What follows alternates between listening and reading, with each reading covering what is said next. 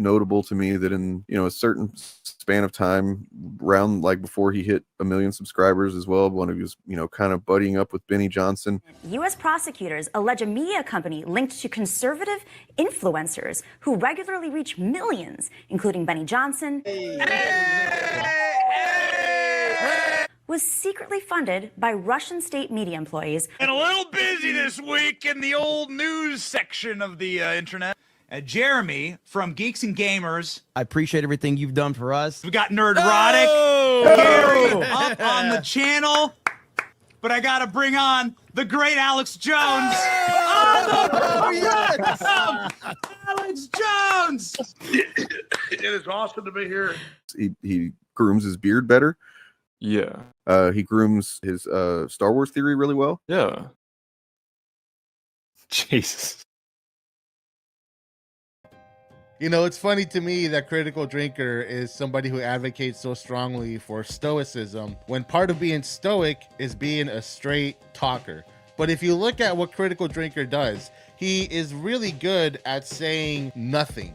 Of course, he rides the line of plausible deniability, just like all these other assholes. But there's two things that he does that are so blatantly dishonest that nobody should take them seriously if they're aware of this. First and foremost, as I'm sure the other guys have pointed out, it's very rare that the footage you see on screen has anything to do with what he's actually saying. And that's very intentional, by having his videos just be a consistent stream of quick 7-second long clips of various different parts of various different movies with various different themes and different plots and different characters and all that, is that he is essentially creating visually suggestive language. It's giving you an idea of something, but not telling you specifically what it is. And in doing so, it's up to you to fill in the blanks as to exactly what those specifics are. 2, the famous image of the message. First of all, when he shows it on screen, he shows it very briefly. It's impossible to take in the entirety of the image any one time he shows it on screen. But if you go download the image and take a look at it, what exactly is the message? What is the unifying theme here? There's a reason why he is not spelling it out for you in the image. This is a Rorschach test.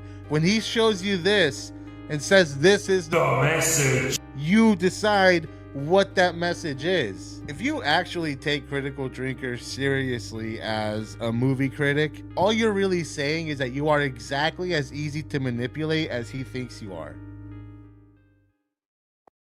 Where did that change? I mean, when did the anxiety start taking over? When it actually matters, you know, when you're like auditioning for, you know, for your work, your career, your life, you know, you're an adult. It's not just fun and games. You're actually trying to build something. And when it doesn't work out, you start to kind of get, you know, it's a heady game acting, you know. For any movie you book, there's probably, you know, dozens of rejections, and that can play on you. So you start to kind of put pressure on yourself, you know.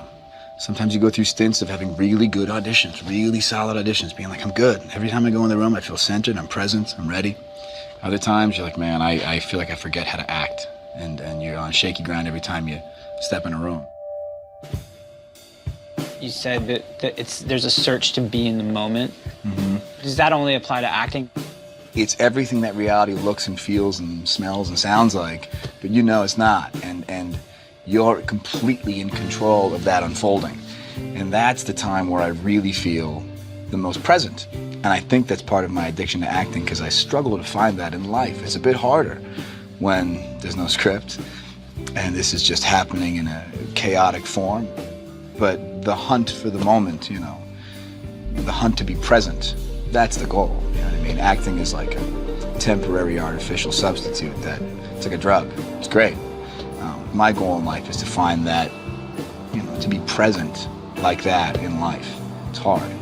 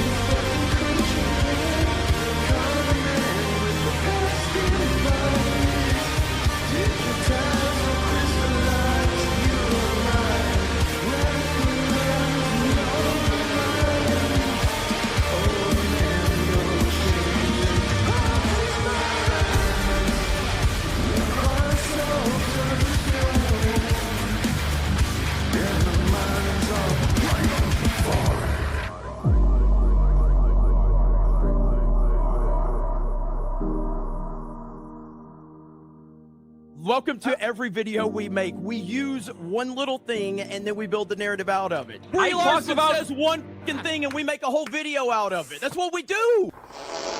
Words are flowing out like woke Mary Sue, objective truth. They don't mean much, but nothing ever does across the grift of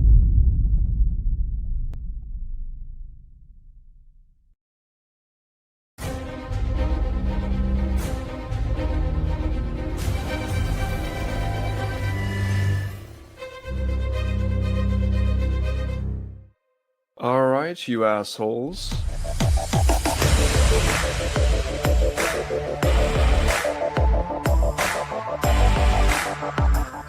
You can pick up the softback trade paper. The what now? How do you do, fellow kids?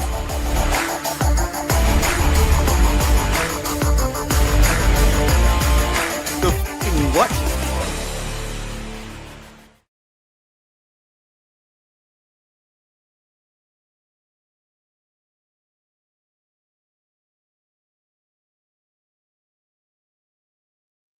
I was waiting to see if somebody else would do it, but I guess it's just me. I'm gonna do it. I'm gonna go first. All right. Hey guys, how's it going? Welcome to this show. We do this on Wednesdays, and by we I mean the royal we, just me. But also the man who debunks himself. No, he doesn't debunk. You don't debunk yourself, but you get what I'm saying. And then Bob. I could debunk myself. It's possible. Let's do it real I'm quick. sorry. I'm sorry. You're interrupting my reading of softback trade papers. We always seem to interrupt your comic book reading time, man. It's very inconsiderate, you know. I agree, but it is fun. So, you know, true. I don't get to read comics today, so I'm gonna fuck with you. That's what's happening. Ah, I see how it is. How you guys doing this week? I'm tired, but I'm okay. I'm good. All good here. Gordy, you're eating my fucking headphone cable. Please don't do that. Jesus Christ. Sorry, cat's being a dick. Yeah. So here we are. It's Wednesday. This podcast kind of is maybe illegal. Technically. I don't know if you guys have seen. They kind of went under the radar a little bit. I missed it at first. You know, Trump's enacted these new things about. Well, we'll just look at it. Let me pull this up here. I thought I had it, and of course I don't, because I'm a professional like that. Yeah. So, well, okay. if anybody's wondering, I'm still looking for Elam. I have not found him yet. Are you kidding me? Oh, god damn it! I know. I was like, fucking, my heart sank before I looked at He's not in my face at all. Here we go. And let me know, by the way, if my shit starts echoing. Excuse me, whenever I'm sharing a screen, because it has been doing that again. And I don't know why. And real quick, we got Ryan here. Whoa! Nothing but media. No. We just fucking leveled up. So Trump has classified certain things as political. Essentially, there's no other way to say it. Pre-crime. These are thought crimes, literal thought crimes. Like it is illegal to hold these ideas. Apparently. This seems really enforceable. Yeah, of course. You know, and it's also but guys, the sign I just of want to say capitalism is wonderful. I love a very it. secure administration. You know, they're very secure in what they believe and their hold on the people's minds and stuff if they're doing something like this. So his designation of Antifa as a domestic terrorist organization last week was a perfect encapsulation of both the administration's authoritarianism and its clownishness, which is yeah. I mean, it's on one hand, it's like, what? How fucking absurd. And on the other hand, it's like, well, but then the implications of it are not good. Whenever you say we're doing a war on terror or a war on Antifa, which is like saying we're doing a war on people who like vegetables or something. I don't know. It's just most people are anti-fascists, just by default. Most people. And I got a video that kind of makes that case if we want to watch later. But I mean, it's one of those things where if you aren't anti-fascist, like that's a self-report. That's fucked up, man. And it's wild that they're just like, yeah, you can't call us fascists, and you can't be anti-fascists either, because both of those things are no crimes. So it's an executive order, so I mean it has limits, of course, on what it actually can do. But what an executive order does is it encourages law enforcement or whoever it's directed at to focus on this type of thing. So it's not actually passing a law; it's just like this is a private. And it can also be challenged in court. Like you can take them to court over, they can get sued for it. Which I'm pretty sure most of these will probably be taken to court. And the Republicans have been losing in court. So, but how long do they care about that is what I'm kind of wondering. Like, they seem to be setting up to not give a fuck anymore. Like, to put themselves in a position where it doesn't matter what courts say. Well, I feel like there's a lot of pivotal ones that they would have, like, fought back against a lot more if they thought they could win. Like, for example, the Jimmy Kimmel stuff, they backed off from that completely. Well, Donald Trump has admitted on microphone that he knows he can't win a free speech case against stuff like that. I think that they are gauging. Well, I mean, for one thing, Stephen Miller is running the show at this point. I agree with that. I think he's the one making all the big choices. But I think that they're kind of gauging the response to things before they decide whether they're going to stick with it or not. Well, think about this. They packed the Supreme Court because they know they still have to abide by the rules right now. You know what I mean? So that was the whole point of doing that. So they will probably continue to play by those rules as long as they have to. But the Supreme Court should technically be, I hate to say this, on like MAGA side, considering the amount of people they put in there and the amount of people he appointed. But it's just not working out that way. They're running into a lot of roadblocks. There was a couple of op-eds like that came out that talked about how they're just losing a lot of really pivotal things and it's going to be interesting to see what they do. I mean, they lose stuff every day. They just never talk about it. Right. Well, I mean, I don't remember if it was on here that we talked about that kind of doesn't matter to their people though, because they don't think they lost. They tell them that they win. Well, they'll just find something else. That's the thing. They do so many things so quickly that people don't have a chance to remember the things that they didn't really win in. You know what I mean? Like that's a fire hose tactic, and Bannon has straight up said that's what they were going to do. But like on the other hand, that is a bad thing. It's made things really difficult to focus on. But at the same time, it's a double-edged sword for them because they can't fucking By the way, Dane, no echo. Cool. No well, I didn't share it with the audio though, so that's the okay. So I got right here just like a list of the stuff. This is from that article. Journalist Ken Klippenstein reports NPS M7, which is I guess an executive order that kind of was along with the Antifa thing, but Antifa got all the headlines. It's directs a new national strategy to disrupt any individual or groups that foment political violence, including before they result in violent political acts. Deputy White House Chief of Staff Stephen Miller, who's been one of the most zealously authoritarian members of the Trump administration, crowed that the moments mark the first time in American history that there is an all of government effort to dismantle left-wing terrorism, which, as we've said before and shown, is not really a thing. Not to any degree that they need to be focusing on. Like it's not even like right-wing terror is the main one, just by far. But nonetheless, listen, if you're just gonna shove facts in their face, they're gonna think you're rude. Yeah. So explaining exactly why this is so bleak, Klippenstein references the dystopian science fiction movie The Minority Report, where people are arrested for not for anything they've done, but for pre-crime, predicted by people with psychic powers. In this real-world case, the indicators of future political violence listed in the report are anti-Americanism, anti-capitalism, anti-Christianity, support for the overthrow of the U.S. government, extremism on migration, extremism on race, extremism on like hostility towards those who hold traditional views. Like this shit is so. Yeah. No, I like when they were talking about pre-crime, it was remind me of Minority Report, except in that movie, there were actually like psychics that could predict this stuff. Yeah, there's a case to be made, like they know that this thing is probably going to happen, right? There's a case there. Like this is just holding ideas. Yeah, essentially, the last few are just like having a vibe about somebody. The thing is, though, looking at that list, Trump's broken all of those. Oh, sure. Every single one over his lifetime.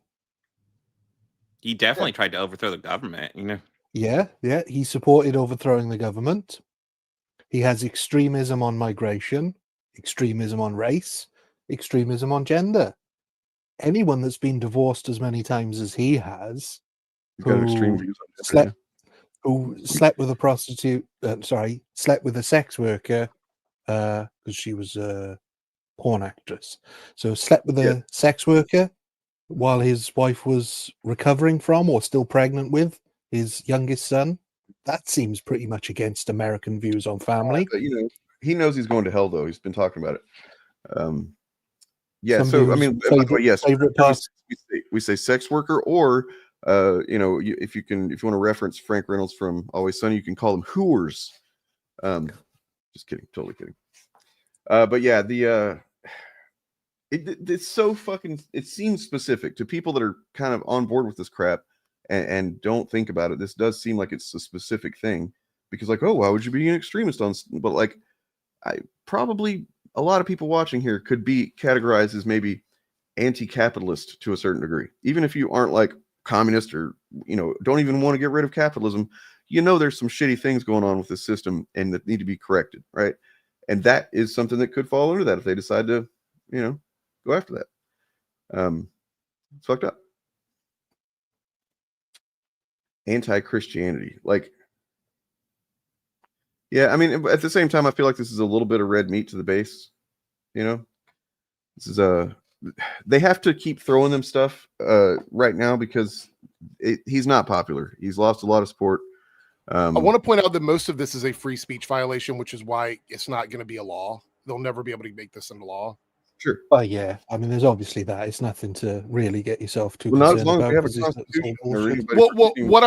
What I'm getting at here is that if he were to take someone up to like, it's just some sort of major to put them out on display as a representation of this thing, it would go to court and he would lose. So he doesn't want that. This is all peacocking. This is all like, they might do some small stuff. They're never going to go after anybody big with this stuff. But what I think it definitely does is it intimidates, and it creates an a situation where, like, for example, there's been lots of videos and reports of ICE arresting people and then just letting them out like the same day. And that's they know that they don't have a crime on them whenever they arrest them. They just kind of do it for theater for everybody else around to kind of scare them. And it's a good clip for social media for them. Yeah, that's essentially what it is. Like, I don't see any of this stuff being enforceable. Like, how do you enforce this? There's no way to enforce this. We have that a lot over here whenever there's a protest. So if you ever see the police arrest a protester, just know that they're not going to be charged with anything. They're usually arrested for like breach of the peace violations and then released within 24 hours. I mean, they're arrested. They're arrested to take them away. They're arrested to take them away from the protest, basically. Yeah. Sorry, am I lagging? I feel like I'm not hearing people. Can you guys hear me okay? Yeah. I can hear you. Yeah. For a second. Try something. Sorry. We'll keep an eye on it. It doesn't immediately mean anything terrible, but it does create possible, it gives them latitude to do certain shady shit. And it also gives their people the feeling of a win. Their people don't think about the difference between an executive order, because literally they thought Biden's executive orders were just like, oh, he's a dictator because he's doing executive orders. It's like, okay, that's not what that is. Yeah.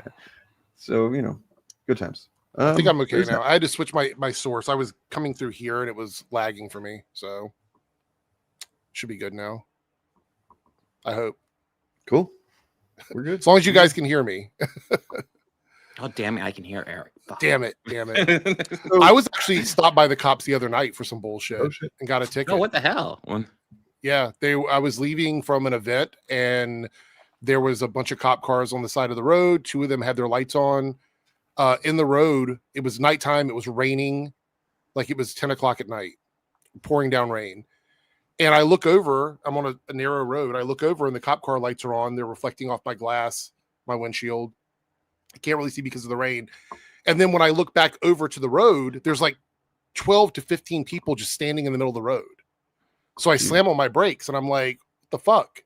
So I look around. I'm like, is everyone okay? Yeah. Okay.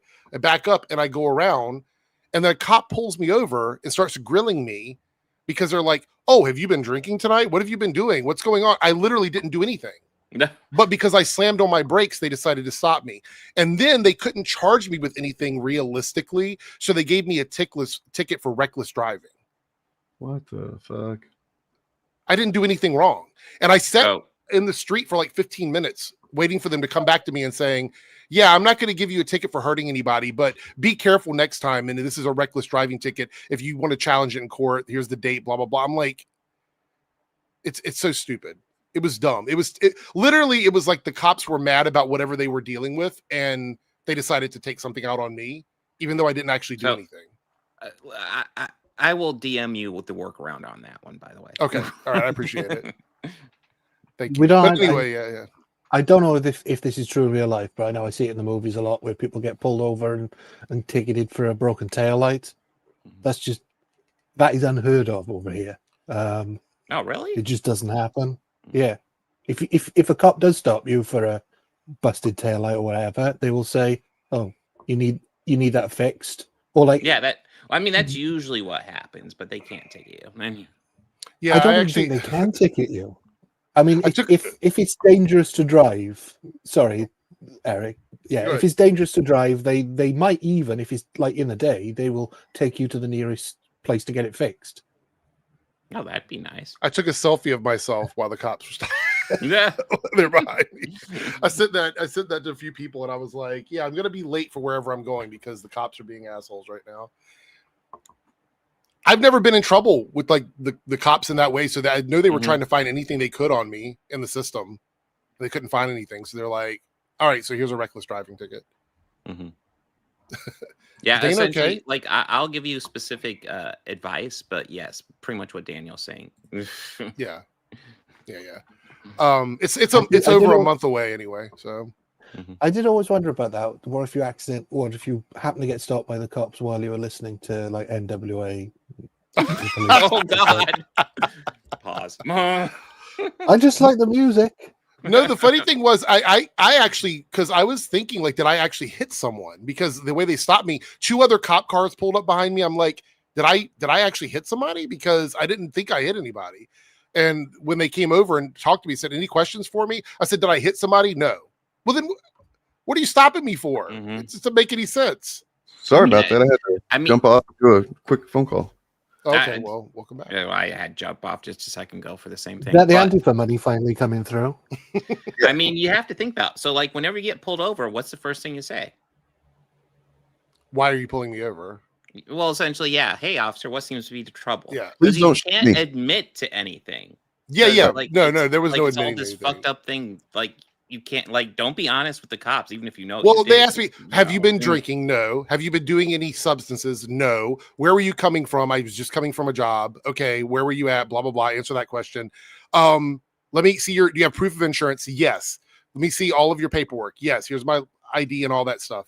They go away. They come back. Literally, they couldn't get me on anything. That's why I was like, they're writing me a ticket for essentially nothing. I love when that happens. Like, oh man, you're trying, aren't you, bud? They really were. They were doing their best. Something useful, you know. Again, another thing in the UK, you don't have to provide your license and registration there and then. Because most I just learned about that the other day. I learned that, like, basically since World War II, you guys are a little bit, about having your papers, and that's understandable. Well, basically, the police, what the police do is they have the power to give you what is known as a producer, which means that if they suspect that you've done something wrong, or that if you're doing something wrong, because they can check whether your car's like insured and such. Yeah. But if they suspect you're doing something wrong, they'll give you a ticket that says you need to go to a police station and show them your license and that you own the car within like 7 days or something. That's how they do it, rather than demanding. That seems much better than like harassing you on the side of the road, to be honest. No, yeah, they love to be able to fuck with people here. It's awesome. Oh god, no, damn it. It's frustrating because police, in theory, police should just be here to help us out. That's what they should be here for. But instead, it's man. I think the cops are fucking with Dane right now. What the hell? Are y'all able to see the screen and stuff, or what's going on? Yeah, I can see everything. Okay. I think. Yeah, I can't see shit, so I'm gonna have to exit and come back. I don't know why it keeps. Okay. Out. I don't know. I guess I need to contact StreamYard, but I'll be right back. All right. Well, I did pull up this tweet. We can talk about this. This is a tweet from Kidical Puncher, and I just thought it was pretty funny. So he's responding to Culture Crave here. James Gunn says Supergirl is a space adventure. It's like Guardians. And Critical Drinker's response is, you mean like every movie he's ever made? Who can guess what's wrong with this statement? I mean, he's never made a bunch of space movies. Like, he's only made one franchise was a space franchise, and that was literally just Guardians of the Galaxy. Well, I mean, I would also add that James Gunn isn't making Supergirl. That's true. That's true as well. Yeah. So James Gunn's made a varied selection of films. I'd say mostly the theme is either horror or superheroes. Those are sort of the two lanes. But yeah, was Slither in space? Was that the space adventure? It was aliens, but it wasn't in space. Yeah. Was Dawn of the Dead a space adventure? A little spaced out, but not in space yet. Super definitely doesn't involve space. I mean, even the Suicide Squad isn't a space adventure. It's a space creature in it, but it's not a space adventure. I mean, and Superman is only a space adventure in that he's originally from space, but he's from space. Yeah, we never see. I don't know if you guys saw that. I changed my stream title and thumbnail right before, and it actually goes perfectly with this, which is he's not trying anymore. I don't know if he was ever really trying, but like he's definitely just coasting on autopilot with the grift these days. It's fucking lame. The video I watched yesterday was very lazy. And the thing is, I think Birdman covered that one today. So I covered it yesterday. Yeah. Birdman covered it today. It was very lazy. It felt like he wasn't even trying anymore. And apparently the background video wasn't even edited by his editor. It was from another person's video. And he just put it, Nerdstalgia, I think is the channel, someone said. So like Nerdstalgia did a video about a similar topic. He just took their video, muted their audio, and put his audio over top of it. Classy. I mean, yeah, he's always been quite lazy, but it's got lazier the more money he's made. So, I mean, if he gets really successful, he's just going to be him farting in a microphone. And you still get 2 million pretty much views from his there. very good audience. Him farting in the microphone would probably be better than a lot of the arguments he's been making. It'd certainly be better than Rogue Elements. Fuck yeah. The thing is, they're still talking about a movie that came out in July. Yeah. You know what I mean? So obviously it's still relevant. And that's the thing. Like they're talking about how James Gunn's DCU has failed. And really, there's only been one movie, and it was a financial success. So how's it failed? Like, They almost immediately got a sequel greenlit. yeah. I mean, I just noticed something, guys. So the title of Rogue Elements is Rogue Elements, Aryan Drake story. Oh shit, you're right. That's Damn. true. Mm. But Unfortunately, he's too stupid to put any sort of Nazi subtext in his film. So I think that the reaction, the responses to his terrible content that he produced, I'm sure was really feeling himself about, along with just like guys like you guys, Birdman, just taking him down. Like there's so many videos that have been coming out in the last year or so that are fucking solid takedowns of his content. And he has to have seen some of it. He's definitely, because you got to think, if you're a Critical Drinker, you're one of the biggest, if not the biggest, fucking movie whatever channel on YouTube. Even if it is gruesome bullshit, you got to be thinking, I'm fucking awesome. I'm doing this shit. I'm on top of this game. Nobody can fucking touch me.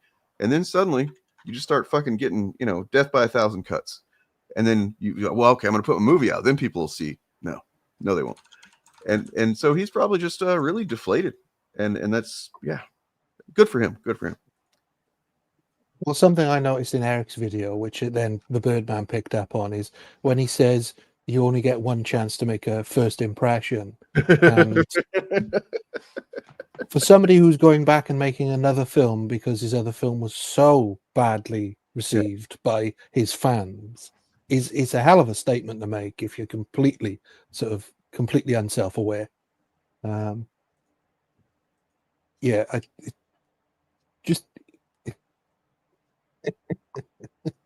That's definitely shooting him in the dick. Yep, shot him in the dick, but somehow his head exploded. Well, what do you think, Chariot? I think that the Critical Drinker is playing the hits. I think Brother is lost. I think he would have more plausible deniability if he could just review a fucking movie once in a while, and not do the same thing woke shit. That would have to involve him actually sitting down and watching a movie and paying attention. So, I mean, who's got that kind of time? You mean thinking critically? No, he's not going to know for that. This is the thing I don't understand, right? Is like, it is not that hard to just like throw together, especially if you don't want to script it. Like you can probably just get away with like yapping really intensely about something and then just editing it down. Critical Drinker's edits are not high quality. His audio is not high quality. There's nothing really about what he does that is like high production value. So it kind of boggles the mind, at least for me, that like he thinks he can cut corners even in terms of like how much he watches, because that's the most passive part of what he does. I mean, maybe it's that he's working on one of those like movie projects or something. He just doesn't have the time right now. I don't know. Oh, another thing is, isn't he's relegated to doing Ripaverse shit now, right? Like that's isn't he writing one of those things? No, he is doing one of the short stories. Yeah. Oh, he is he? I think it was Eric that said in a video that like so it used to be like celebrity musicians when they were like on their way out in the public eye, they would like play in Las Vegas. And Eric said, you said in that video, it's like, oh, Critical Drinker, like his Las Vegas tour is like a month out or something. I think that he's kind of been doing that for a minute, because I think that's kind of what Friday Night Tights is, right? Yeah. Well, yeah, looking at your video the other day, Eric, which was excellent, analyzing their lack of growth is pretty telling. Yeah, well, I did that thing where I looked back at like the older, like I went back 2 years and 3 years to see, and there's no big bubble of growth on Friday Night Tights, which is weird because subscribers went up but views didn't. And there is a correlation there. You're going to see some sort of growth. What's up, Dyad in the Force? Good to see you. And I noticed there was no growth in viewership based on subs. So it's either subs are subbing and not watching the live stream, or he bleeds subs. People stop watching, and then the new ones come in and sort of replace it a little bit. That's the only way it makes sense, because you can't like it's plateaued at a weird spot, and it's been like that for about 4 years now. So after COVID, it's like they hit this bubble where, you know, you see the Alex Jones streams get like 500,000 views or whatever, you know. But other than that, it's usually between 160, 180 to 300 usually. And it just hasn't changed at all in years. You've also comparison of several of the larger channels, you know, independent channels, and it's all looking the same. Like at pretty much every metric when it comes to the peak of these guys, the top, you know, performing channels and whatnot, they're all at least stagnant. Yeah. And then you got guys, examples like Jeremy Griggs, who's oof, you know. Here's an indicator that I only just noticed, because he did that production hell on The Wizard of Oz, which we briefly mentioned because it's a film I covered as a famous flop. But he was doing a series of those, and I wonder when the last one was, because I think the reason he chose The Wizard of Oz was because Wicked. He's trying to cash in on that. Probably. Well, I think he's also doing this Crash and Burn series, and like I think that one is really greatest hits territory stuff. It is. Really good. Because there's Amber Heard over here, who, by the way, like that Johnny Depp case ended like what, 2 years ago? There's nothing to talk about. There's nothing. Also, like if you're still on Johnny Depp's side with that, like I don't know. I don't even know what to say about that. Like, and I think another thing that's noteworthy that like all these guys covered Red Sonja, and I think these were the only guys that covered it. Because fun fact, I watched that trailer. It looked awful. Yeah, I didn't want to see it. Awful, and I was like, oh well, I'm not watching that. Things that they attribute to being like this is a woke movie that the wokies are excited about or whatever. And it's like, no, man, we also recognize when a movie looks like it's probably going to be pretty bad. Well, listen, I went into that trailer with low expectations because, spoiler alert, I don't like the original. But I was like, you know what? It kind of sucks, but let's see if they can do better. I watched that trailer. I'm like, nope. Yeah, I mean, I felt bad for Gail Simone because she was out there kind of like trying to promote it without being too, you know, she didn't want to like full throat endorse it. But she's like, oh, I'm excited to see what they do because, you know, it was kind of based on her run. And yeah, poor lady. I think the fact that he covered the War of the Worlds film, which again, nobody reviewed that positively because it is a bad movie. I mean, I say that very rarely about films, but it's a bad film. That Amazon Prime also Ice Cube also talked about the production hell it went through because it filmed primarily through COVID. So yeah, and the whole purpose was Amazon Prime testing the waters to see if they could make cheap shit during COVID, and they couldn't, which is why they didn't release it. But that gets 1.3 million, whereas like his review of K-pop Demon Hunters doesn't break 1 million because he's being positive. His review of Nobody 2 gets less than 300.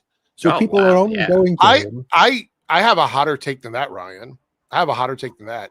I don't think that it's just the positivity. I think he's too old for the demographic. I think the issue is that most people that watch that stuff don't give a fuck what he has to say about it. You know 100%. But I just think that people go to him because they want to hear him take the piss out of a film. That's all they're there for. Yeah, they don't. So it's a combination of both. Like his viewers aren't going to tune in for a positive review, and he's not going to pick up new subscribers because he did a review of K-pop Demon Hunters and said that it was good. You know what I mean? That's not going to happen. So he's painted himself in a corner like most of these channels have.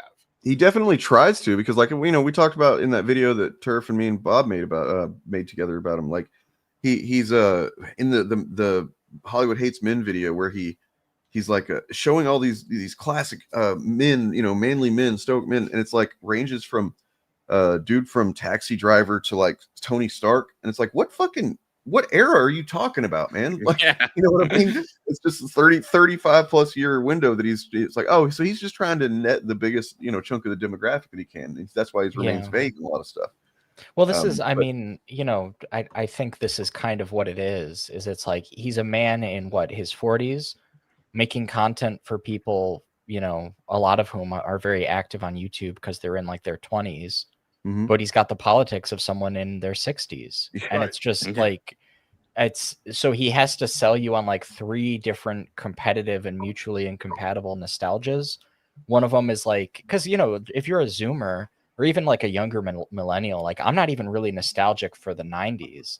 My nostalgia is all like 2000s and like, you know, a little bit of like the early 2010s shit, you know, and like the George Bush and Obama years is where my nostalgia is.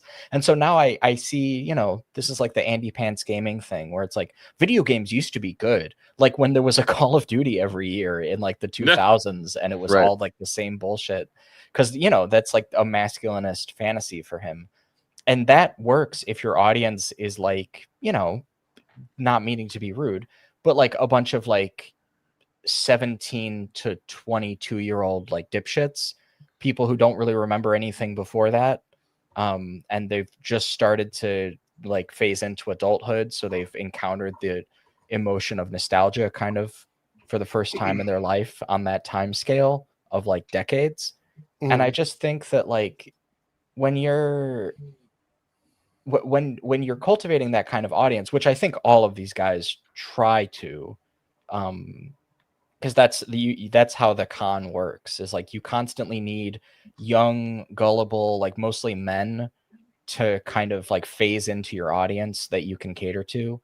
I just it they're Do you think they've pipelined them out? You know, do you think they funneled them out? Like, because they're basically the gateway, for lack of a better term, they're like the gateway drug to the end goal. We've talked about this many times. Dane's graphic is a really great way to show that. But like, I wonder if they funneled them through the system and they're on the other side of it, and now these channels don't matter to them anymore. That's what I feel think like it is. Yeah. You have to be at this stage, you would have to be terribly naive to not see through the critical drinker. And usually naivete is a function of one of 2 things: profound self-delusion, which of course you see with a lot of the parrots, or just being very young and not having encountered something on a sufficient time scale to kind of tear it apart. Because, you know, like when I see people being nostalgic for like 2018, you know, which is what you'll see in like a Grums tweet or something. My thought is like, you have to be a child or a dipshit to believe this. And if you're a child, you're excused because you don't know anything else. Right. You know, like that was your childhood and now you're a teenager, which these guys prey on again, because teenagers, they have a lot of emotions, but they don't have a lot of points of reference. One that they prey on is autistic people. This is also true. Yeah. It's been an incredible amount of people that I've encountered, you know, that are on the spectrum to some degree or another, and then just like interacting with these people that are still their fans and stuff. Sometimes over the last few years, we can smell our own, and yeah, it kind of becomes it pisses me off on a whole different level when I think about that too. Because the autism almost by nature kind of like it makes it difficult to socialize, especially these days. So like it seems like it's probably really easy to pick off people that are socially isolated, can't figure out why they aren't able to connect with people. So they start, rather than looking at how they can grow and how they can learn to socialize better and stuff like that, or find places to do that, or find ways to do that. They find that come across Critical Drinker or whatever. But the good thing is you can basically go to anywhere on Reddit or something that this stuff is discussed, and you will almost certainly any time of day, any day, see a couple of people talking about how they no longer are Critical Drinker fans. I see it all the fucking time. Oh yeah, yeah. I mean, we've talked about this before, but like the Midsummer review, I think, was one of the things that like a lot of film people just followed the Critical Drinker, and then he put that video out, and they were like, "Bro, what do you just hate women or something?" Yeah. And like, yes, he does. Yeah. And like that, but it was a mask slip because that was a film that was pretty well received, and his reasons for not liking it were very transparent. His video was low effort. He got stuff wrong, as I recall. The glass onion thing, that's another example of him. Like, he clearly just wanted to hate Rian Johnson. I mean, I'll always remember getting upset over Prey because showing a woman beating up a predator, because famously Arnold beat up the predator with raw brute strength.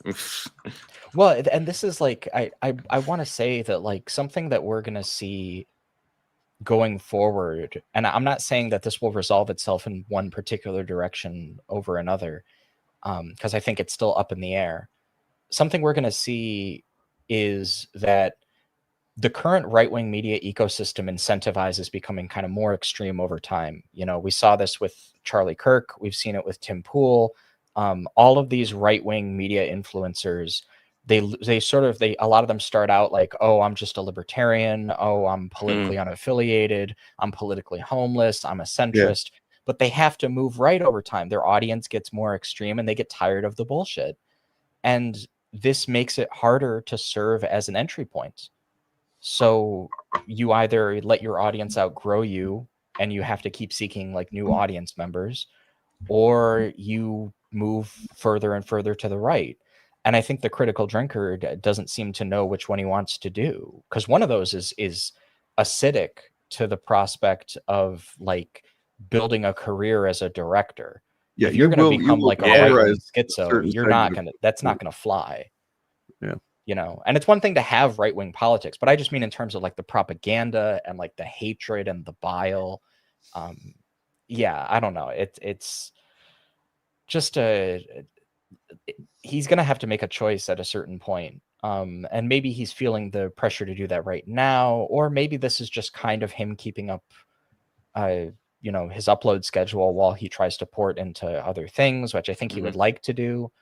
And I'd like that for him, to be honest. If he never uploaded a YouTube video again and he just made like a bunch of Rogue Elements series films, a bunch of Ryan Drake adaptations, and kept writing his books, more power to him. I honestly like, I think that would be better for the world. So it's tough to, you know, to see this and be like, watching somebody who clearly has some kind of creative impulse just kind of like toast himself because he needs the right-wing money.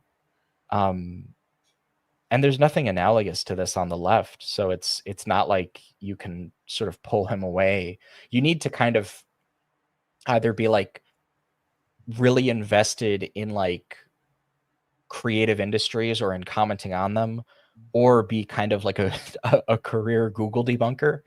And the intersection between those things is limited.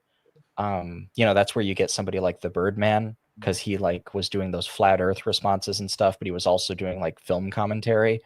The number of guys who are like that is pretty limited. You know, the ecosystem is not quite there. And I think mostly we've seen a big blossoming of anti woke creators because of the election.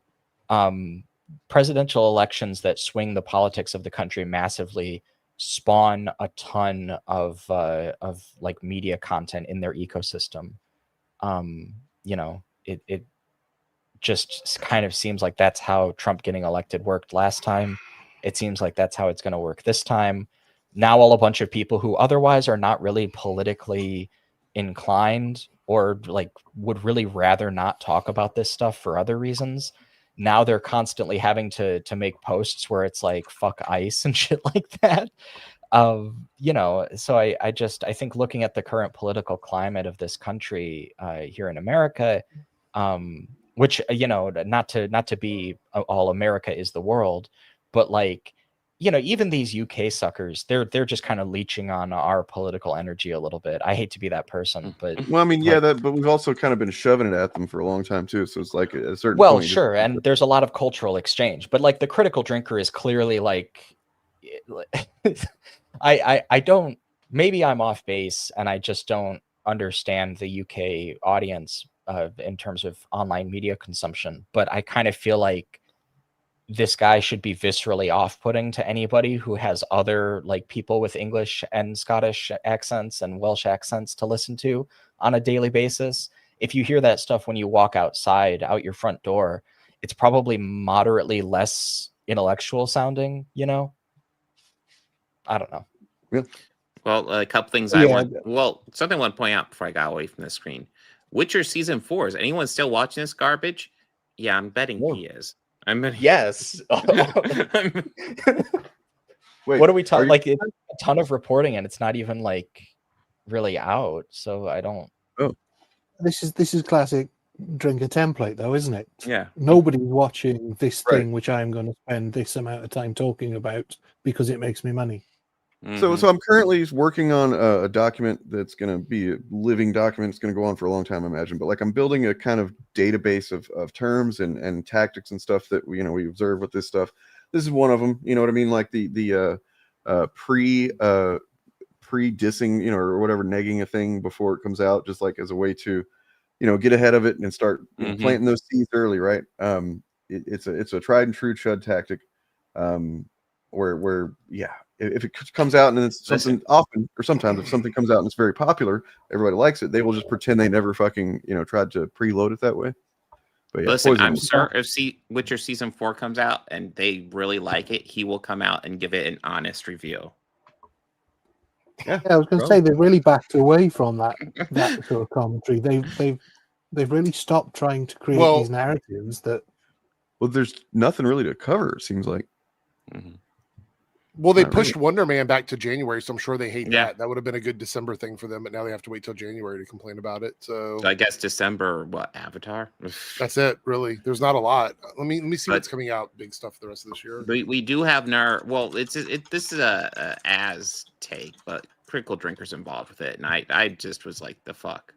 So apparently, women now make up 48% of gamers, according to this Dextero study. I don't know exactly what they're drawing from, but Critical Drinkers big take: playing Candy Crush once a week on your phone does not make you a gamer. Okay, so assuming so much, but it does. But, yeah, and but at the same time, to like meet some women, dude. Like, yeah. Did you see my response to way bigger gamer than I am? Like, I'm not even a gamer. My girlfriend fucking is a gamer. Oh shit! Yeah, you're right there. My response. You're right there. Only one. The only vagina your chick will ever know is the one that you paint on your hand before you go into animate it's in your multiplayer game. Oh my god! Jesus Christ! Damn. But no, like I just saw like the heels versus babyface thing. He's right, and it's like, so like if you are a game addict and you played Tetris a lot, does that not count? Because I played Tetris a lot when that came out. Well, I mean, you could just flip this around, right? He's saying that playing Candy Crush once a week doesn't make you a gamer. So if they're no longer watching Marvel and DC or reading those comic books, then they're not Marvel and DC fans. I mean, that's essentially the same argument. You know what I mean? Like, this is their standard, not ours. Also, like, watching a couple blockbusters a year doesn't make you a film critic. It doesn't. Like, if that's the route we're taking. I mean, for Critical Drinker, watching no blockbusters and just making stuff up. That's also just following like the mainstream media and like reposting like videos where you just read articles about things that you're not interested in watching. Yeah. The funny thing is, though, we can test how much the Critical Drinker is indeed a gamer himself by looking at his 3rd or 4th channel, which is about gaming. I haven't looked at that in a while. Well, yeah, because he doesn't post anything significant there, and everything he does post there has been roundly criticized by real gamers. Also, what is Candy Crush even still a thing? I mean, that's a boomer statement. It doesn't even make sense anymore. Yeah, you know what I mean? This is like something that would have been like an interesting point to make like over a decade ago, like a decade and a half ago. Yeah, but the other thing is that the reality behind this is they are afraid of women being better at something than they are. So their way of preventing that from happening is creating a standard that women cannot achieve in their eyes. There was a video the other day where I talked about it on my channel, where Yellow Flash had a massive crash out stream with Lofty Pixels. I saw that. Fake gamers. And it was the most, I don't even know the word for it. It was stupidity. It was just a stupid argument. I just have to be honest, like you upload a lot of like really funny like react segments and stuff. That one was one of your best. It's like a work of art, that fucking video. Thank you. I appreciate that. Yeah. Sometimes people say like, oh, react content isn't like you're not really creating anything. I disagree because of stuff like that. I mean, it was just funny because so it was Yellow Flash, right? So Yellow Flash, Tom from Midnight's Edge, Legal Mindset, who said like one thing the entire video. I think it was like at the very beginning. Lofty Pixels, Rennie Draws, who is a comic skate artist. What was it? Nina Infinity and Anna, that Star Wars girl, right? They're all sitting there together. And Lofty is arguing that women in general are not gamers. They don't understand yes. gaming, all of this other stuff. And he's arguing with people like Anna, that Star Wars girl, who is literally, look, I'm not a fan of hers, but she games all the time on stream. So I'm like, what are we talking about here? Well, I he think goes at her so fast in that clip too. Well, She disagrees with him mildly about one thing, and then he immediately explodes into a tirade about women. Yeah. That's crazy. Well, I mean, I think what you're seeing there is they're letting a true believer in on their grifter panel. Exactly. And he doesn't realize, oh yeah, this is all full of shit. You're just spouting bullshit, and he just thinks, oh, this is true believer shit. No. Well, according to him, playing games on stream doesn't make you a gamer. So that's one that all of those big Twitch channels need Almost to. all games require you to play. So I guess all the guys that stream 12 hours a day on Twitch, you're not real gamers. Sorry, that's the metric. So, but the other thing was, it was funny to see all of the women all of a sudden participate in feminism, which was the real shocking thing. They were all doing feminist stuff, and then Tom from Midnight's Edge was also participating in feminism, and I'm like, what? It felt like a left versus right conversation. It was so fun. Yeah, it was like, well, because this is the thing, right? Like, I think a lot of the guys who make that content, they know it makes them look good if they can have like women on and talk to them about stuff. And a lot of the women in that content creation space, which is understandable, want to just kind of build their kind of career in that space making content. I don't necessarily agree with the choice of content, but I understand the impulse, that's all fair. But I just, this is the thing, right? Like you see it with people used to say this about Abby Shapiro when she was making content. You see it with a lot of these like right-wing influencers where they kind of try to sell you on certain ideas about gender, but also like they're women and they really want to have like a public facing career where they talk about social issues. Or shouldn't they be a trad wife somewhere? I mean, I feel it's this is the thing, right? This happened with the Republican Party in the United States, where like they courted these like insane right-wing, like just nasty people, and then a bunch of those people became ascendant within that party. And like, this is the thing, if you're going to court those people, you're running the risk that the true believers are going to start running the movement. I don't know.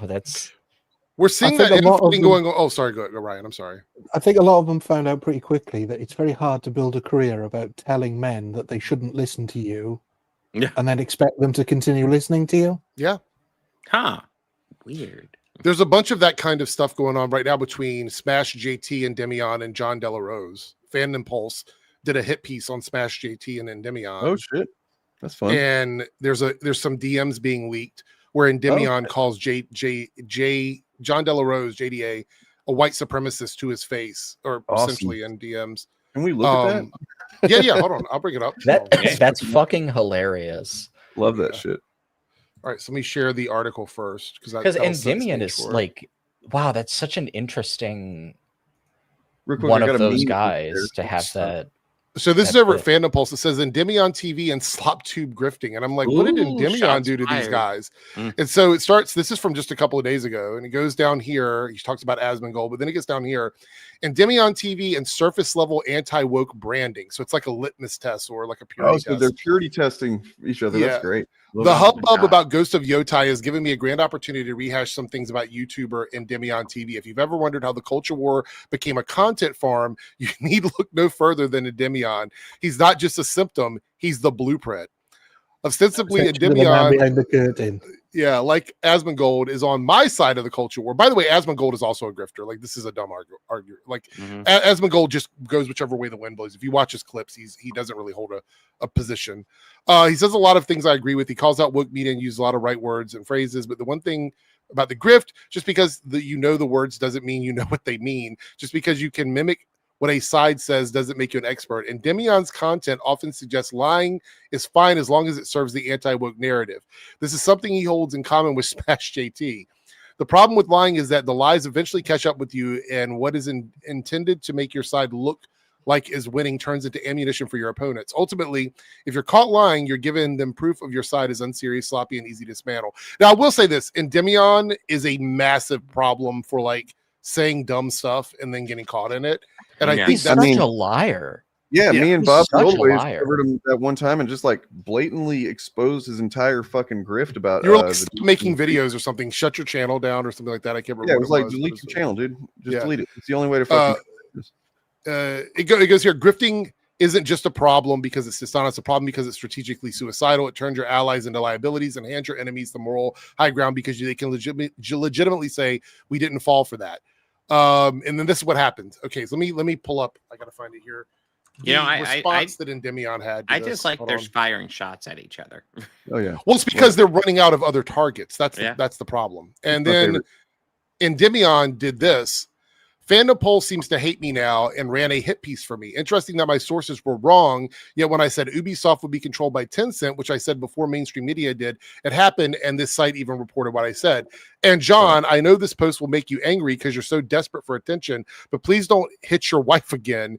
Just go punch your furry costume and keep it in the closet or something again. Thanks. Wait. Don't navigate off of this. Keep this on screen. Yeah. This motherfucker has the fucking raw, unmitigated temerity to bring up Veilguard when he provably lied to his audience about it. This was the dude who was spreading those Nure or whatever, however you say her name, those leaks that one streamer was trying to share. And he said a ton of stuff in his video about like who was going to be able to romance who, and you weren't going to have any options if you were like a straight man. Complete lie. Yeah. Complete lie. Abjectly fucking lying to his audience. And now he's bringing that up like that's a W? Yeah. That's crazy. Yeah. So essentially, I don't disagree with either of them on some of their fundamental points, but both of these groups are shit. Yeah. They're both shit. Right? So like Endymion is a liar. He's a fake fucking anti-fan, and he has been for a while. And the entire group behind Fandom Pulse, including JDA, are all pieces of shit white supremacists. Yep. So it's like, but look at this. So here's the post here. We got this one. He goes, Endymion libeled me to virtue signal to the influencer clique. These are leftists. They will attack and try to destroy anyone with fake propaganda lies, just like what they claim to fight. If you follow Endymion at this point, you promote libel, lies, and leftism. I washed my hands with this influencer spear a long time ago because of this shit. They're evil. But Dude, they're so like looking for like leftists to target that they can't, but they don't even find them and just identify themselves as leftists and say, "Oh, there's the evil leftists." This is more so timely. There's more here too. Oh, go ahead. Go ahead, Chariot. Oh, I was just gonna say like him calling Endymion a leftist for this. I actually have a video. These guys don't figure into it, but I'm working on it. I want to have it up by like Monday. It's like a short video essay, and it's about how like the specific arguments that these people use to like acculturate their audiences to white supremacy. And one of the arguments that they use is this kind of deflating tactic where like anytime somebody calls something racist, they just go, "Oh, you just say that because you disagree." It's some version of that, like, "Oh, you're just calling us racist because we don't like something." Right. And they generalize in that way. And what that does is like when somebody is actually a fucking racist, they just get that back to them. If you've ever been in these like right-wing communities, and like you probably know this from experience, like if somebody is actually being fucking racist, and like you can legitimately confirm it beyond a shadow of a doubt, that people will still just say to you shit like, "Oh, you're just saying that because you disagree. Oh, you're actually a secret leftist. That's why you're saying that." Yeah. Endymion called me a white supremacist and hateful to anyone who isn't white because I stand against white replacement theory bullshit in culture. Which is racist. You've been grifted by this guy, folks. Don't shoot the messenger. And then we see this message here. It goes, this is Endymion messaging him. Look, if you want to be a white supremacist, go ahead, but don't get mad when I don't agree with you. Look, I really don't appreciate how they're just taking all of our criticisms and using them against each other. I know. I'm cool with it, actually. I feel like they just watch our stuff and they copy and paste. Yeah. Like, how do I go after this guy? I guess I'll watch Eric Punk's. Right. He goes, I said, yes, it does mean black and gay. When I'm not even white, Arsler, but white replacement is real. By the way, I want to just say this again, and I've said it many times. You can believe in white supremacy and not be white. Like that, you don't have to be white to participate in white supremacy. Well, I mean, look at how many like Christian, like pro-Israel people there are, right? Like, it's almost as if things are a little bit more nuanced in some cases. Not to say that there's nuance in that position, but yeah. Yeah. And then he goes on, then why are you so hateful? This is coming from Endymion. Then why are you so hateful towards anyone who isn't white? Jesus Christ. Endymion, the guy who makes content and comments about like race swapping and stuff like that. This is his content too. And then he pulls the I got a friend shit. I'm married to a Salvadorian. Are you on crack? So yeah, right. Got him. But in the culture in the Western countries are anti-white racist. So I push back against that. Isn't that, what you do too? Then he responds with, and this is the only part of the DM he shared. This doesn't change the fact that you said you wanted black people out. I'm good, man. I don't want to associate with you or Fandom Pulse. And yeah. And then there was one more bit here, right here. It doesn't make me happy to learn that Smash JT and Endymion and their like are dishonest and using leftist talking points to attack the right. It's sad that everyone in the cultural influencing space that gets big tends to not be real. All we can do, though, is keep telling the truth and never equivocate. The ride never ends. It's all about ethics and gaming journalism. Of course, yeah. Sure. Oh, anyway. What did we used to say it was about? Where's that written down? Somewhere, It's a long time since I've used that one. Oh man, it's fucking. It really is hilarious, and it's also maybe a pretty positive sign to see that they're doing this to each other. Well, it's the lack of targets. I do believe that this is them running out of things to generate money off of, and so we're seeing a lot of this infighting. So, yeah. Well, like that, and I also kind of think that it's not a politically expedient moment for the anti-woke grift in the larger kind of political landscape of society. I think that like some of the stuff that we've seen from the American government right now, which most people, even a lot of Republicans, are against when they actually see it happening in their own neighborhood. That to me is like indicative of how hard it's going to be, and what a time for people like like geeks and gamers to like pivot to doing MAGA content, because there's nothing could possibly like kill them harder in this current environment than being like, that guy who's like doing all that grotesque, illegal, and racist stuff. Yeah, we're actually going to spend entire like podcasts or live streams sucking his cock. Yeah, that's actually what we love. That's our favorite thing. I don't get offended by shit. I mean, people appreciate when you simp to people in power. That's right. Especially only people if it who makes won't them feel release more the Epstein secure. files. And this is also the other thing, is we talked about this on a previous stream, but the Epstein stuff, I think, made defending Donald Trump on social media pretty toxic, even for MAGA people. Yeah, I agree with that. unless you're geeks and gamers, unless you're Jeremy. Sorry, I just read this. Oh God, that's fun. That's so. The color drains that's from her crazy. face. The color drains. Yeah, she's not wearing makeup for Wednesday. She just watched Friday Night Tights. Yep.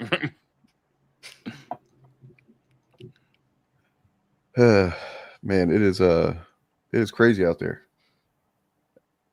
You guys seen that Benny Johnson AI video?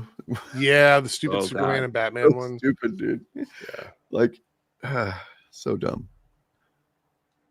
I saw a video where he was like begging people to like, and it was so weird because he's holding I think he's on his phone, and he's like holding the camera very straight, right? So he's not like wobbling a ton like you would expect. Benny Johnson at all.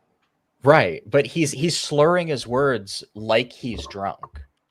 It was really surreal, and he's like talking about the current state of Gaza and Israel and the sort of Trump administration and them like negotiating for a ceasefire and an end to hostilities there. And like he's going on this rant about like, oh, these left-wing people don't even care because they're not like saying thank you. to Donald Trump. Like, he said something like, "Why are you not protesting to thank Trump?" And I was like, I don't think that's how protests work. Yeah. Like, this is just how being a leader works. When things are good, people are not vocal, and when things are bad, they get antsy. And I just kind of feel like it's inherently absurd. But I was watching it and I was reminded intensely of that Zelensky summit where JD Vance was like, "Have you said thank you once?" Yeah. Oh yeah.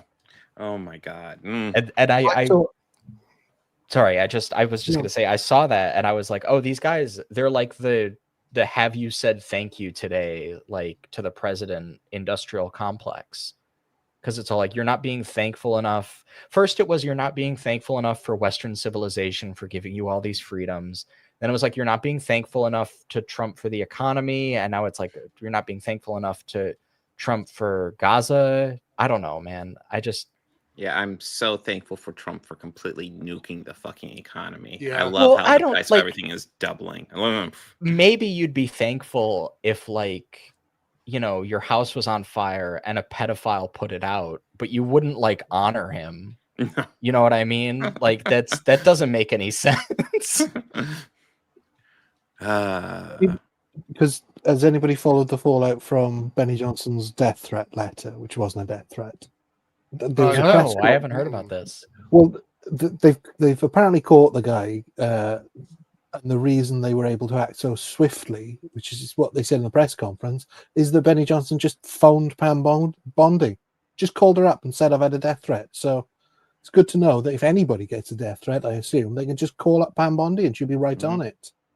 I mean, talk about a level of privilege above literally everybody else in the country. Talk about accusing people of being astroturfed. Like, this whole plan of this right-wing, like, media ecosystem is to get free shit by, like, putting your people in the government.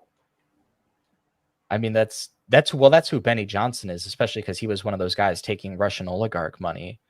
Him being on Friday Night Tights is so funny in retrospect. I always look at those, like the just insane flow of super chats that some of these right-wing streams get when they're just fucking around, and they just get it like hundreds and hundreds, and sometimes, like, over time, thousands of dollars just for fucking around.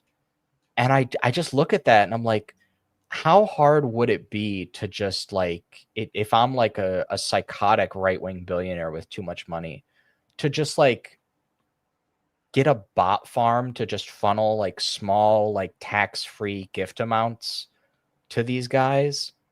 I don't know. It was a thought that I had when I was watching, I think, like, a Jordan Peterson live stream like 8 years ago. By the way, I don't think Jordan Peterson's doing very well. I think he is out. He is fighting his demons and losing. Similar note, I heard Dennis Prager's not doing well either. So yeah. Oh my God, that's a shame. The leftists are getting them. Those witches have been hard at work. Yeah. That 100% happens. Look at the Twitch bot purge. This is what I was thinking. Like, the YouTube stream environment is very different. Like, you don't really see that stuff happen as much on Twitch. I feel like they regularly take care of that a lot more.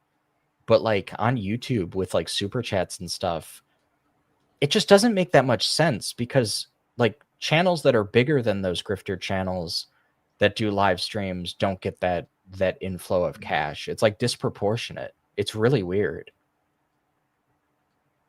I don't know. This is just me thinking out loud. Like, it's, well, I mean, we do know that there is lots of billionaire dark money being funneled to these guys. But... Right. And this is the thing, right? Because we know the money is going in, but it's hard to determine kind of like where it ends up unless somebody gets named in a lawsuit.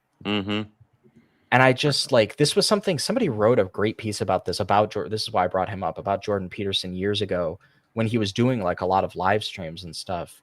And, like, he had, like, a Patreon, and it just had a suspicious amount of money on it.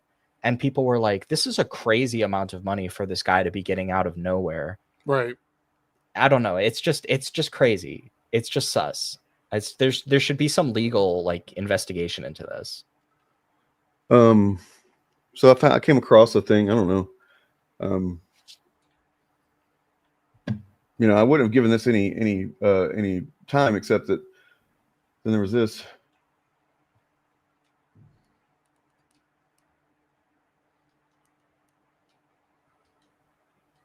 Oh my You know, whether it's god. him or not.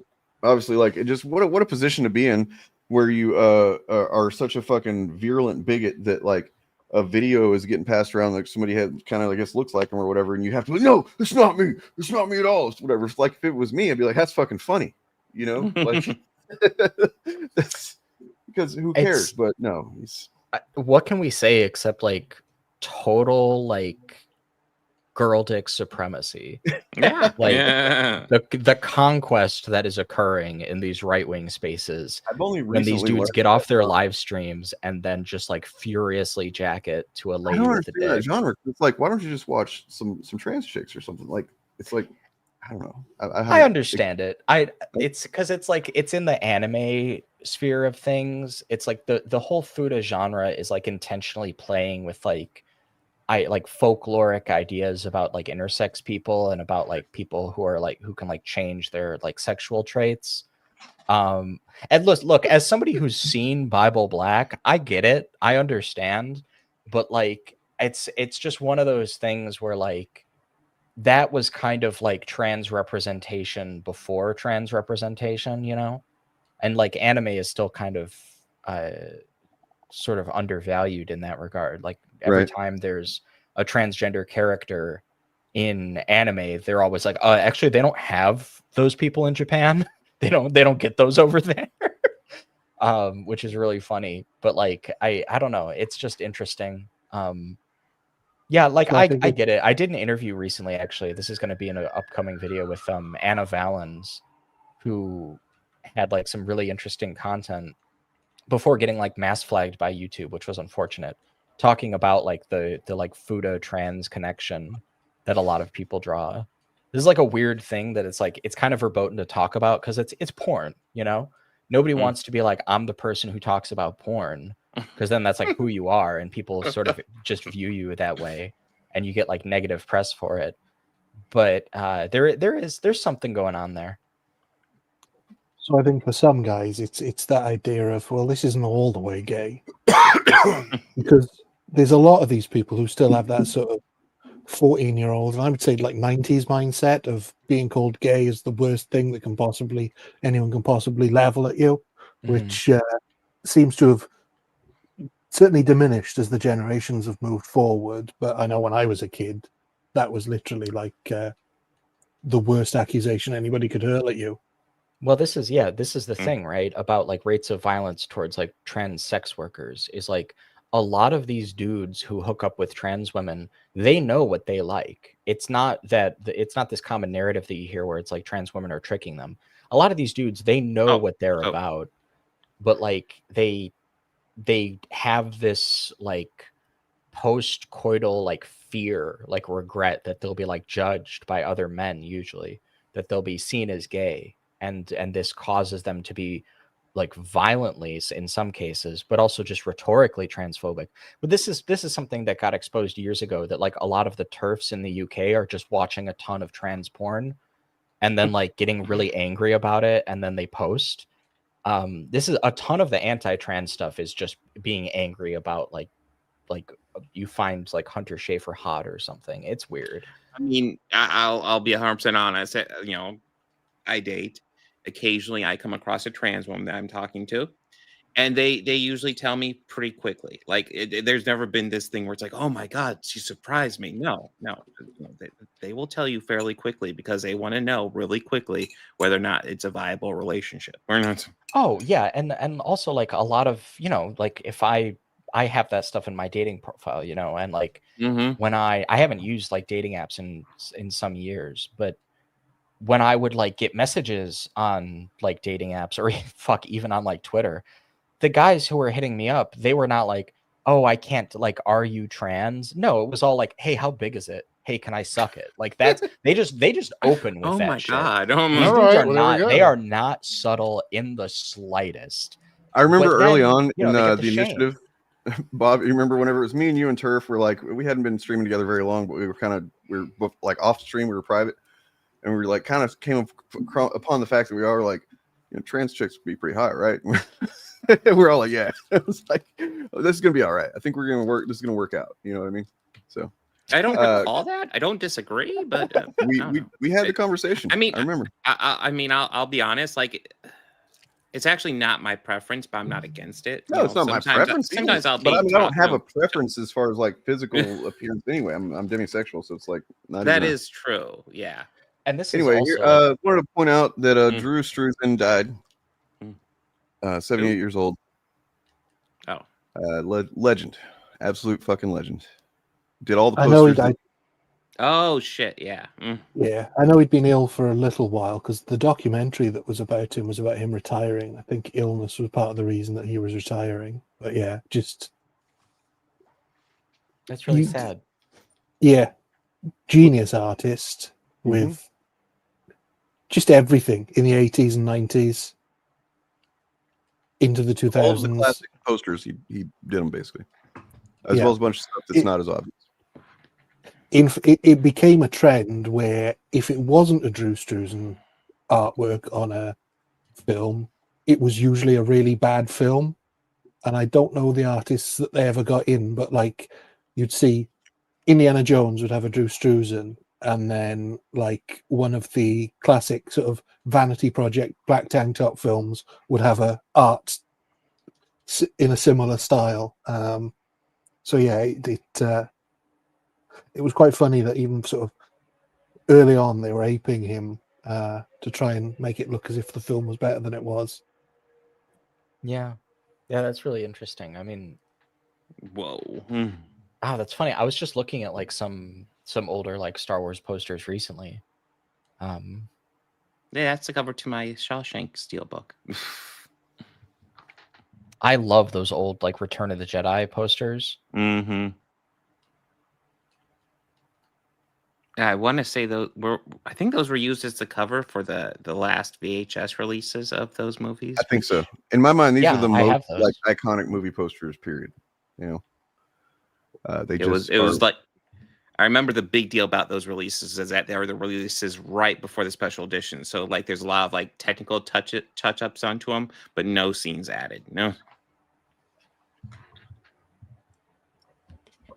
Guy was a genius. He worked with all of the big names. I mean, Spielberg, most of his films had a Struzan poster. Lucas, the same. Here you go, Goonies. And I think there's actually classic. He fucking did the poster for it, more or less. Yeah, that Goonies poster. He did one of every character basically holding the bit at the top. So there's like 7 or 8. Why is Thanos there? Didn't he did one for didn't he do one for Neverending Story? Am I misremembering? Possibly. I can't off the top of my head remember that one. I think so. It's so hard to remember because he did visualize thousands. Yeah. Mandela effect on me too. The Hellboy one was a big poster. I didn't know that. Oh yeah, I knew the Thing one because if you've seen The awesome. Mist, in the film The Mist, the Frank Darabont film, what's his name's character, Thomas Jane's character is supposed to be a movie poster artist, and so they just repurposed a load of Drew Struzan works, and I think he did a special one for the Dark Tower for that film as well. Oh, that's cool. Fun fact: Frank Daramont's The Mist might have the darkest ending I've ever seen in my life. It's a bummer, man. It is. Yeah. Holy shit.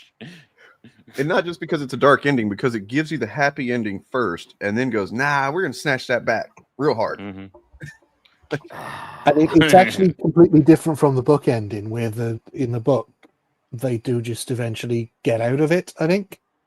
But the ending that they used is referenced earlier on in the book as a potential ending. And Stephen King, when he saw the film, he was like, I wish I'd done that ending. It is dark, man. I remember watching, like, I enjoy, like, that's a good movie, but man, I cannot rewatch it just for that ending. It's like, oh damn. I think it's a brilliant. I know some people really get turned off by the ending, but I think it's perfect to sort of. Oh yeah, no, I don't know how else you end it. But yeah, I don't know. There's a difference. Like I can appreciate the fuck out of it, but not necessarily want to watch. It's like Requiem for a Dream, man. I've seen that twice. Yeah. I don't really need Dude, to see it again. I've only seen it It once, is a and I do masterpiece. appreciate it. Yeah, but I don't watch it regularly. There's decent amount of movies like that. So, you guys want to see some wacky? The kids are not all right.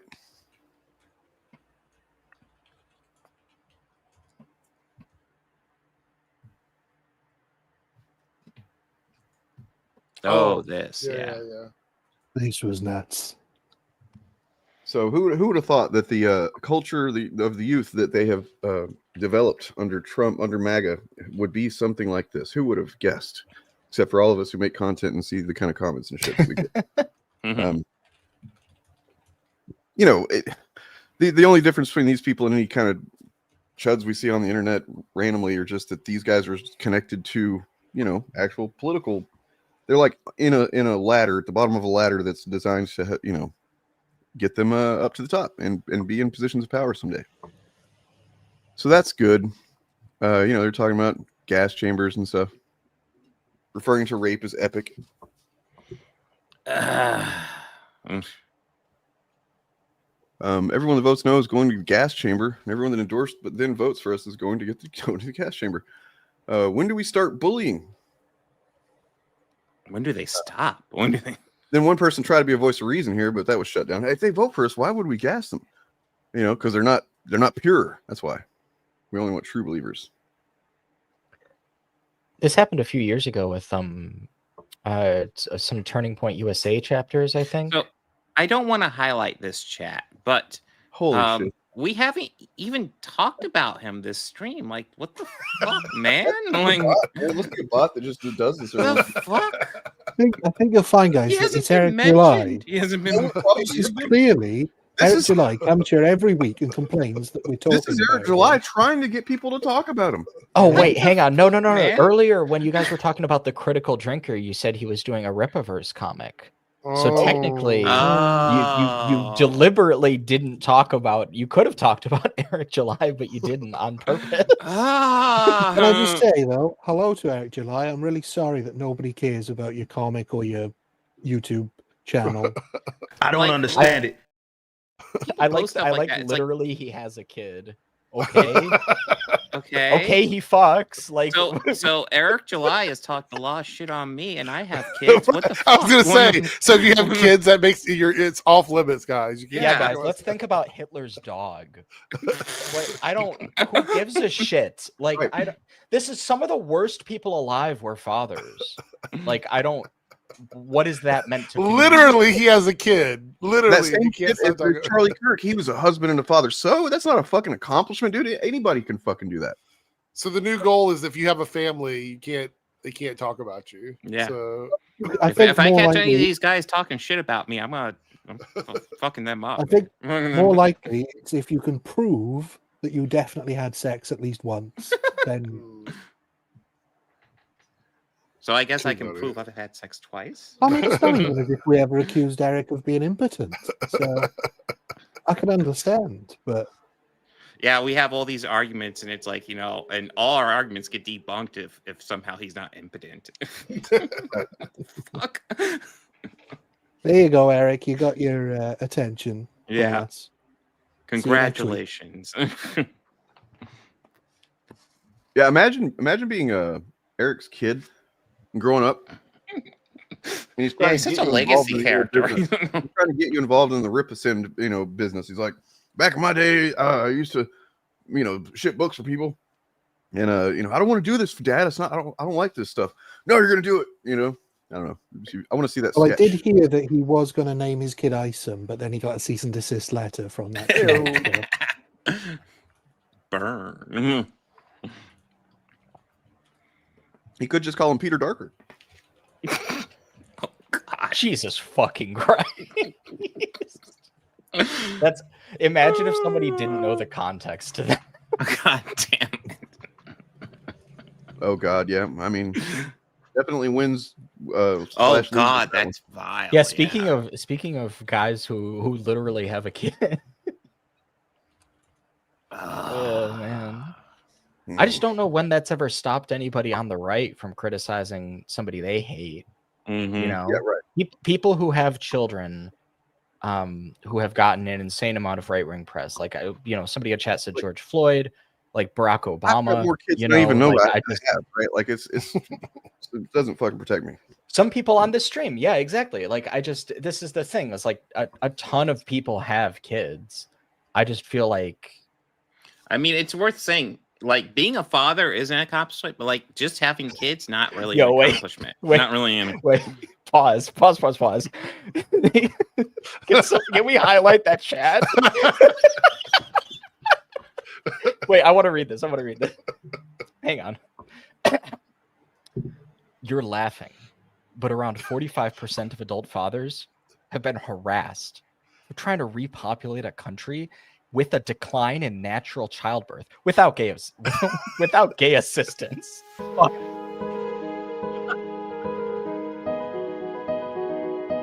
Razor fist factual. You're laughing. You are I try my to new fuck favorite without a man chatter. jacking me You are off, and you're laughing. hilarious. This is cool. This is cool. Like, what? Could you help us out here? What is gay assistance with childbirth? Where does that come in?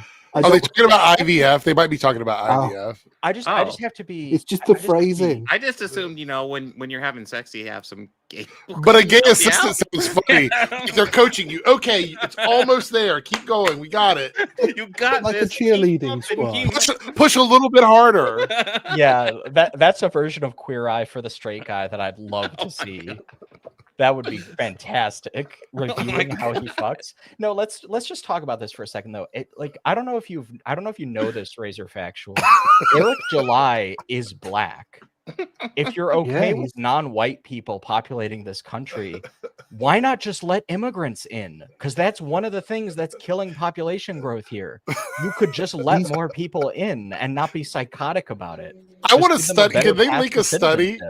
I want to see the study where 45% of adult fathers, not Harassed child trying to fathers, adult repopulate the fathers. country?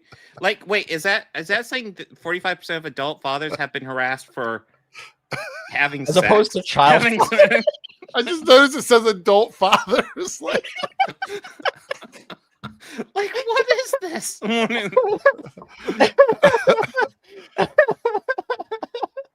I'm imagining like I like also that it's the reason has to be this person is so insecure they have to attach a justification to it, that it's like, oh, for trying to repopulate a country with a decline in natural childbirth.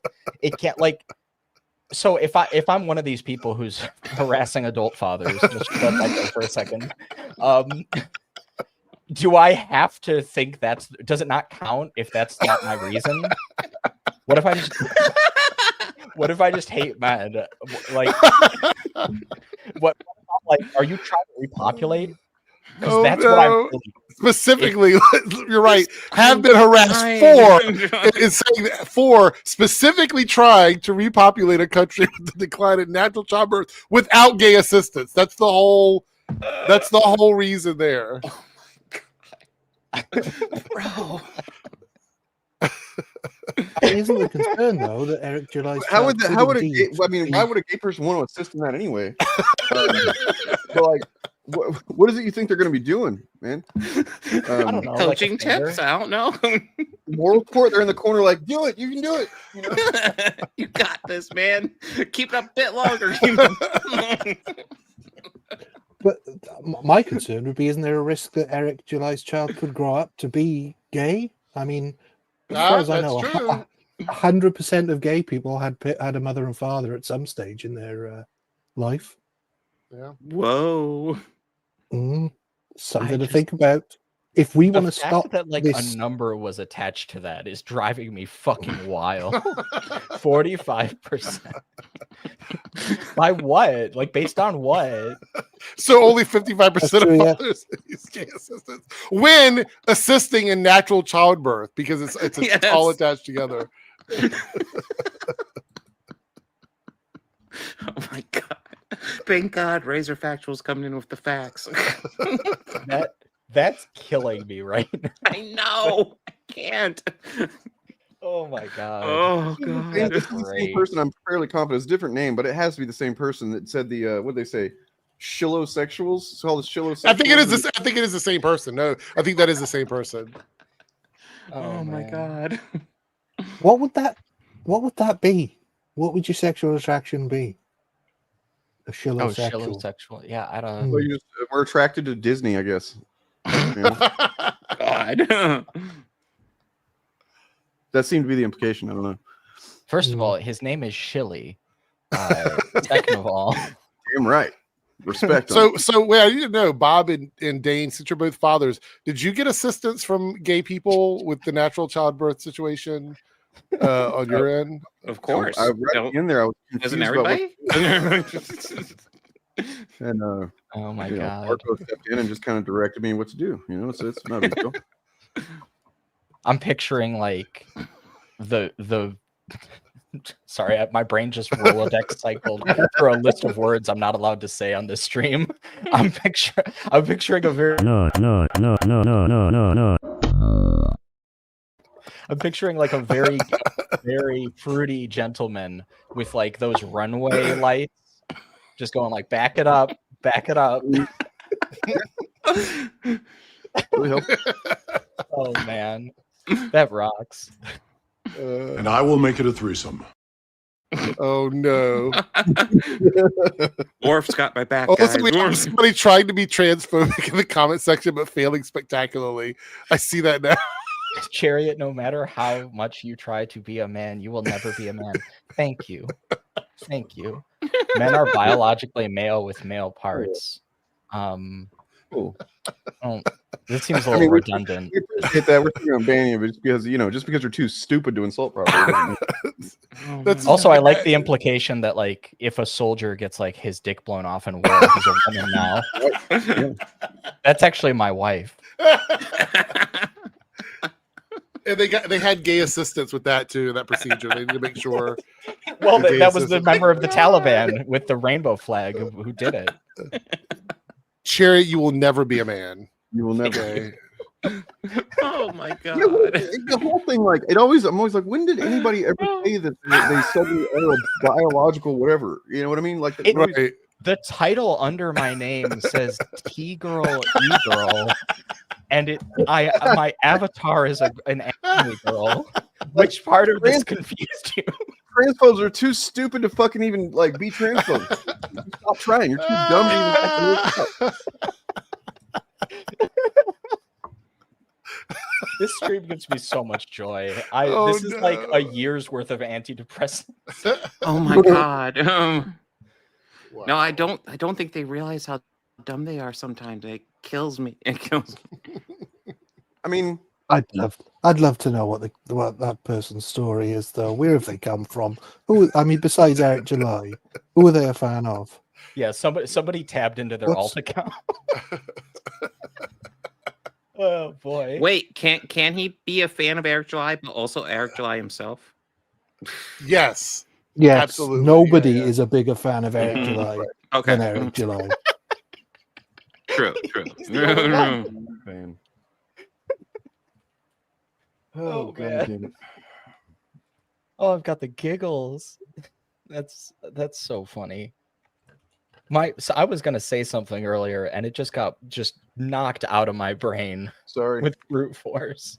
Thanks, Eric July.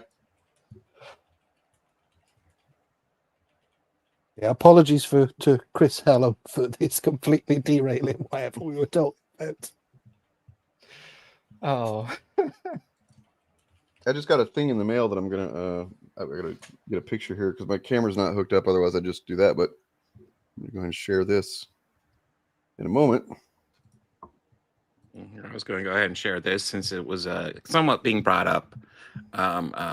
Richard Henania, I've not heard of him, but apparently he's one of these right wingers praising women in ads again, which I appreciate it. Yeah, very beautiful woman in the ad. Oh, Richard Henania is like a white nationalist for sure. Mm-hmm. I don't know who that girl is, but she would make an excellent Zelda. Yeah, I think we should just like promote her as being cast for fucking everybody for the rest of time. No, I swear. Like, excuse me. Debate people are shut the fuck up.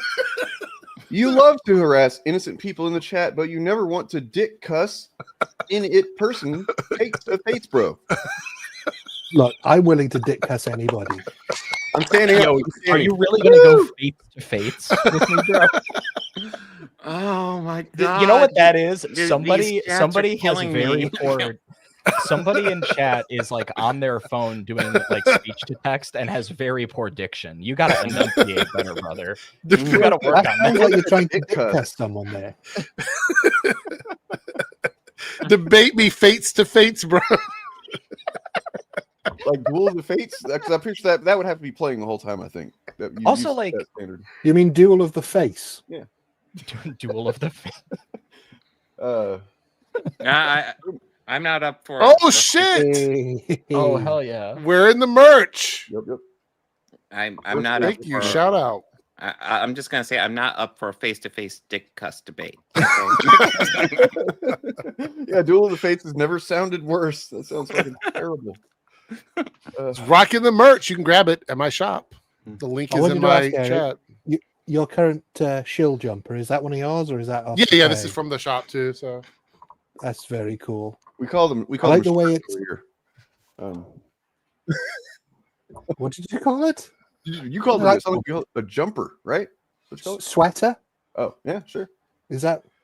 We call them I was just jumpers. messing with you. That's fine. You know. yeah.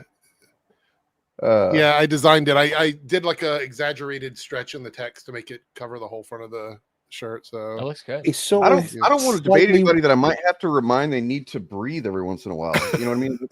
It kind of seems like that kind of person. Like, Well, also, like, you gotta a couple of the breathe. people here. I mean, a couple of you guys have done like debates with people before. I think. Yep. They stopped So I doing just- a few with us. Yeah. We did a few. Bob's done a few. More than me. 'Cause All I can get is a couple fans, and In fact- occasionally we can have a fun one, but not. A couple people, as I recall, actually dropped out of wanting to debate you guys. So if anything, Oh yeah, no, I've had it's plenty kind of of the opposite. cancellations. I've had plenty. what about the backseater, Bob? Oh, the backseater was hilarious. Of course, you yeah. back down from no one, especially Ant. You know. God damn, like the amount of foolishness he looked like in our debate is nothing compared to what he's done to himself. Nothing compared.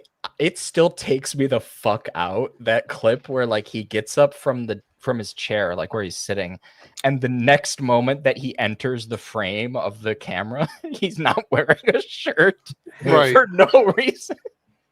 That gives no utility to throwing a punch if you've got like a t-shirt on. There's no Well, you point know, in the taking it t-shirt will off. add friction, and you won't be able to move quite as fast. I'm gonna I show what I'm just- gonna do to Ant if I ever see him on the God. street. Hold up. I'm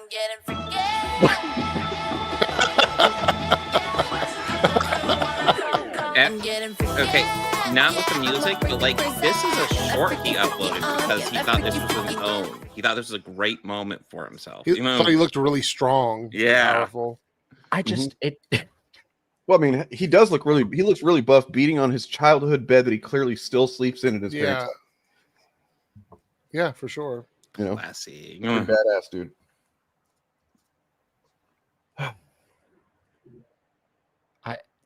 I just the way he Weird like when you see something like that because it's so perfectly comedic because the shirt comes off. If he had just done it, he would have looked a bit psychotic, but that would have been it. The fact that he took his hat and shirt off, it's for you no know, reason anybody can understand. It takes it from being just like, okay, he's doing like I would if he didn't do that, I could be like, man, he's just being a silly asshole on stream. Sure. That takes it to a level where you're like, oh, there's something fucked up going on here. Like he's not he's not right. And then you I don't know if you guys have heard any of the clips that like Ant was playing on his stream where he his mom comes in and is yelling at him because he ate like off of the spoon. Yeah, Mom, you're fucking up the stream. You're fucking up the stream, Mom. Oh my god. He calls her mom cedar. I'm like, what? Dude, Mom it cedar? takes like 1 second to tell your audience, hey, give me 1 moment and turn off your camera and microphone and go talk. No. Yeah, look, I mean, if you know, some cultures people live with their families and their older relatives their entire lives. I'm not No, I'm not. Sorry, I just saw don't eat out of the pot. I was gonna make a serious comment. There just needs to be a level of not fucking criticizing everybody for their lifestyles, life choices, and who they are. If you are doing that, in my opinion, you know Well, what I mean? and Like, it's just like it's so like I don't know. Like I kind of feel like if that's your life, then maybe you're going through some stuff. I think a lot of people have been there. But I mean, don't go threatening people. Don't film yourself beating up your pillow. That's just not. Unless it's a my pillow. If it's a my pillow, you can beat that one. That's okay, so. Pretty rough. What do we got? What else is left here? I do have the Keira Knightley thing, and then neurotic response. We can go over that. I actually found the clip of Keira Knightley in the interview. Oh, it's bad. The clip is worse than the quote. Oh, okay. Well, yeah. I have not actually watched it yet. I have it queued up though. Should be able to hear it. Let me know if you can't. I saw you're voicing Professor Umbridge in the new Harry Potter audiobooks. I was wondering, are you aware that some fans are calling for a boycott, giving J.K. Rowling's ongoing campaign against trans people? I was not aware of that, no. I'm very sorry. I think we're all living in a period of time right now. We're all going to have to figure out how to live together, aren't we? And we've all got very different opinions. So I hope that How do they not understand? People not understand. I saw you're voicing. Yeah, no, that's terrible. And I'm echoing now. Yeah, you're echoing. Oh, hold on. Let me echo. You should no longer be echoing. Damn it. Is that you that? Oh yeah, it was you that played that video. Yeah, it was me playing it, so it must have been echoing through him, through my end. No, because I could hear myself echoing as well, so it's a stream. Yeah, so the clip's muted now, but that's something to keep in mind though. But anyways, yeah, no, like for me, I watch that and like her privilege is just like oozing off that like ridiculous amount. She doesn't really have to interact with the trans community, obviously, so she doesn't care. Right. That's the impression I got. Yeah, and clearly these people put no thought into it. If they're like, we have to get along, we have to live together. Sure, yeah, that's the other thing. That's kind of the point, right? Like she's asking trans people to get along with people who refuse to acknowledge they exist. Right. Like, where's the starting point? Explicitly don't want them to exist. So yeah, I said, why not turn this energy towards JK, because she's the one that has the issue with trans people. It's not the other way around. Mm-hmm. Well, because she's got a job that kind of depends on not going after her, I guess. Who's she playing? Is she playing somebody in the Harry Potter show? Is that what it is? Umbridge, Professor Umbridge. She signed on to play Professor Umbridge in the Audible adaptation. Yeah, they're doing an audiobook because J.K. Rowling hasn't got enough money. Full cast audiobooks can be fun, but just no on that one. No. Yeah, I mean, sort of in her defense, and I don't know how to say this politely, but I don't think she's that switched on. Yeah, no. Every sense. No, that's not just culturally, but like if you've ever seen her in an interview, she's very much what we call over here the type of jolly hockey sticks type of person. So very insulated. Oh, it's privilege. It's privilege. Yeah. She doesn't have to be exposed to the real world, so she doesn't. And then, of course, we have Gary over here. Brilliant answer to a stupid question. Is it? Like, what's brilliant about it, dude? Like, yeah, it's not really an answer at all. I mean, has he ever given a brilliant answer saying we should just all get along? No, he does outrage content, so he should take that advice then. Like, why does he make the content he makes if he believes we should all just get along? True. Okay, because I really dislike the fake geek thing and the poser nerd thing. That's not what we're about. We're about inclusiveness, and we want new people in. And if new people, spout off and make mistakes, hey, don't we all? Man, Dane was on that clip. Remember when Gary was woke? That guy was pretty cool, seemed like. Yeah.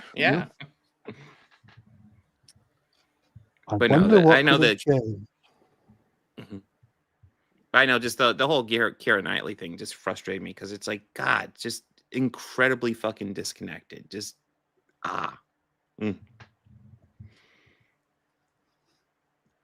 Yep. But yeah, it's the responsibility of the people to brief her, and at least they must know all of the people that do this. I that mean, they're I'm gonna sure be asked this I'm sure question. she has people who work for her who are at least aware of J.K. Rowling at this point. That's And, the part I said. Yeah, like it's like she can't be in a vacuum. There's no way. And yeah, just the whole thing is just like, if it was just like J.K. Rowling made a bad tweet about trans people years ago and like even apologized for it, I really wouldn't have anything to say. But the fact is, like, this is her whole personality at this point. You can't go to J.K. Rowling's Twitter account and not find transphobia. That's impossible.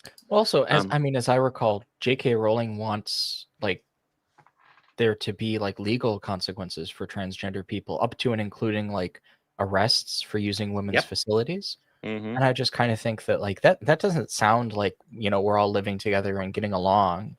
It kind of sounds like trying to get members of a marginalized group arrested, actually. Yeah, it Like sounds the kind of opposite like of the that. opposite. Yeah.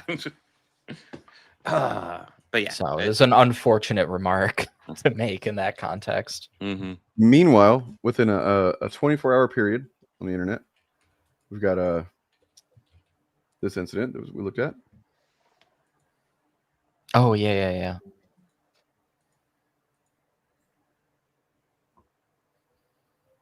So, oh my God. Don't you dare call these people Nazis. We got to turn the fucking temperature down. You know? Turn it down. I'll say what I always say. If they don't want to be called Nazis, stop doing Nazi shit. I don't know what else to say. It's kind of crazy how like the Democratic Party doesn't have that problem.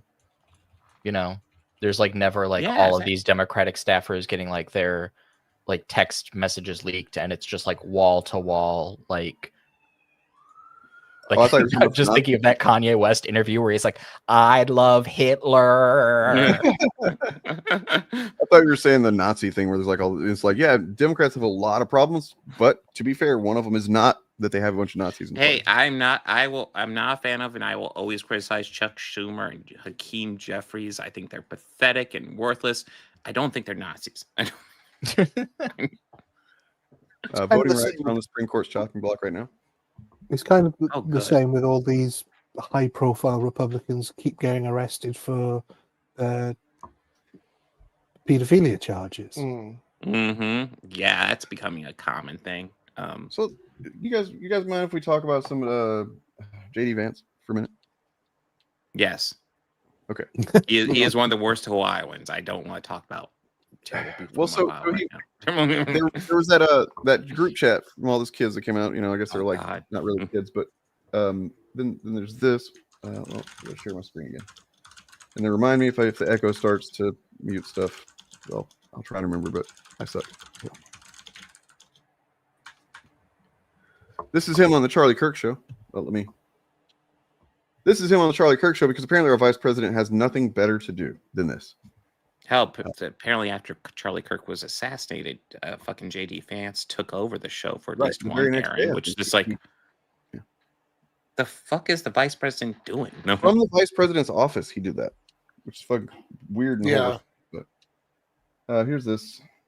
Wallow in it too much, but so Politico has a story where somehow they got their hands on something like 28,000 messages in some group chat of I think 12 people that nobody's ever heard of, but they decided to just publish every single thing in this chat, whatever they found that they thought was the most salacious.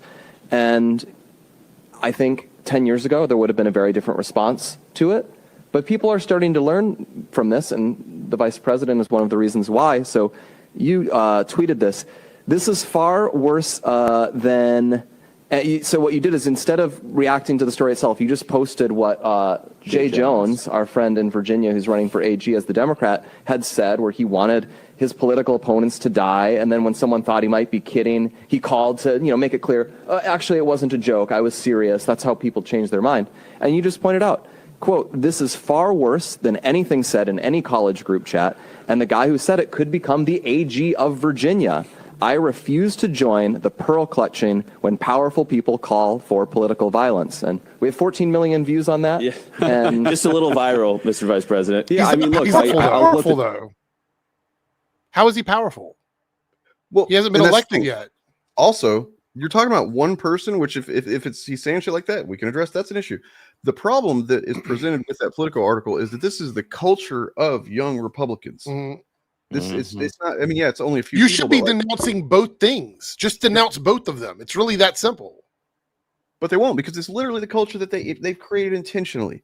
Like, this is exactly what they wanted, was a bunch of fucking malicious little fucking gremlins who, and we can look at the pictures of some of these guys if you want to, but, like, you know, just fucking hateful, misogynistic people talking about gassing Jews and burning people alive and shit like that. You know, and does that mean they're going to end up doing that? Not necessarily, but probably not. But, like, it does kind of indicate a type of culture and type of mentality that in an echo chamber over enough time is just going to, you know, it's not going to get any better. They're not going to get any more, you know, humanistic or fucking reasonable to other people's perspectives or anything.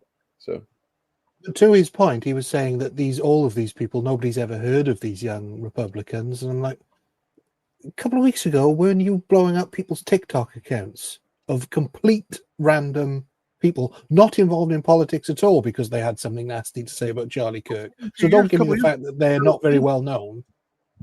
I actually have a video by a surprising person that I kind of want to check out, that kind of speaks to this.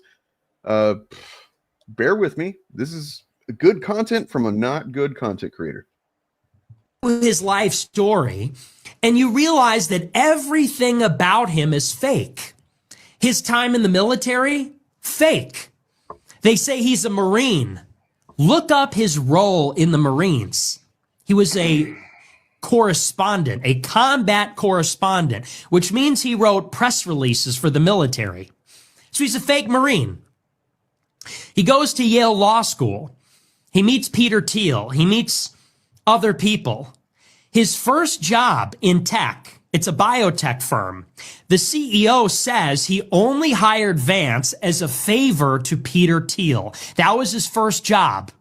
He graduates from law school and then works for a biotech firm. How does a law school graduate go to work for a biotech firm? Well, the guy that hired him tells us he hired him as a favor to Thiel. Then Vance works at a series of venture capital firms. First, he works for Thiel for about 7 months while he drops his book. Then he works for the founder of AOL at Which, by the way, speaking to the book, I've seen several reports that that's just a bunch of bullshit that he lied about too. How he was raised and stuff like that. So it's literally just like a AstroTurf camp. Also, don't fucking watch Nick Fuentes. You know, I mean, just because he's got one video clip here where he's conveying useful information that other people compiled does not mean that somebody should go watch. So, Nick Fuentes is a terrible piece of shit. I cannot. But he's presenting facts here. You know, I was looking it up. You know, for the first half of it anyway. I was like, I want to make sure that he wasn't just saying some bullshit. And he wasn't. And also, for what it's worth, there's other sources for these facts besides Nick Fuentes. Right. But yes, I've heard. Just, you know, the video popped up, and I'm like, I appreciate that he fucking, you know, streamlined it and just lays it all out in a couple minutes here. a company called Revolution. Then he starts his own venture capital firm with money from Peter Thiel. 3 firms in 5 years. When he was at Peter Thiel's firm, his colleagues say they never saw him in the office. When he was at Revolution, his boss, the founder of AOL, this guy Case, says Vance didn't do much. Inexplicably, he raises over $120 million at his firm, mostly from Peter Thiel, Mark Andreessen, and others. So he's a fake venture capitalist. Then, even though he opposed Trump from the very beginning, Peter Thiel organizes a meeting with Vance and Trump in 2021 to smooth things over. And then in 2021, Vance declares his candidacy for Senate of Ohio. Peter Thiel makes the biggest contribution of any individual donor in a Senate race in American history of $15 million. Thiel, with his connections, secures Trump's endorsement, and Vance becomes a senator. So he's a fake Marine, he's a fake venture capitalist, and then he's a fake MAGA senator. Now he's the vice president of the... So you have to ask, the question becomes, what is the point? Why is he where he's at? Obviously, seems to me, because he's doing exactly what Peter Thiel wants him to do, whatever that's going to be. You know, yeah, not a good look. It's not a good look for the country either. Sorry. Sorry for. Look, I apologize for doing that Nick Fuentes jump scare. Yeah, but I mean, I think it was just like a look. Don't put me in a position to defend Nick Fuentes, for fuck's sake. I actually think that was just the AI subtitles right. that didn't do it right. Yep. And yeah, it's really concerning, man. Anybody? No. I just at this point, like it's almost like I mean, I know why we talk about it, but I think it's pretty obvious what these guys are. You know what I mean? Like I no matter how many times we get information from Nick Fuentes, we've known this for a while. Yeah, I guess I feel like I don't know. There's always a feeling underneath everything for me that like I want to make sure that everybody fully understands where we're at. Yeah, no, I agree with you. I personally don't have anything else to add. I mean, I've said as much as I can about like how corrupt they are. I don't know what else to add to it. Is all I'm saying.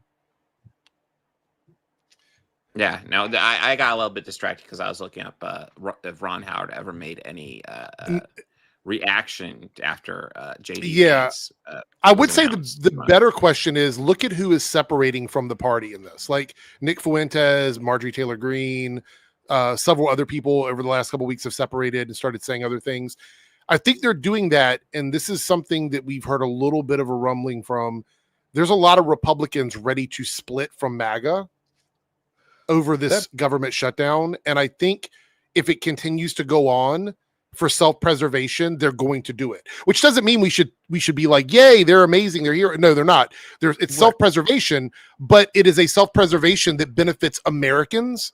So that's the good part about it. You know what I mean? Right. Well, I want to address something that actually brings up another thing that I've really been focusing on the last couple of days is the Purple Revolution.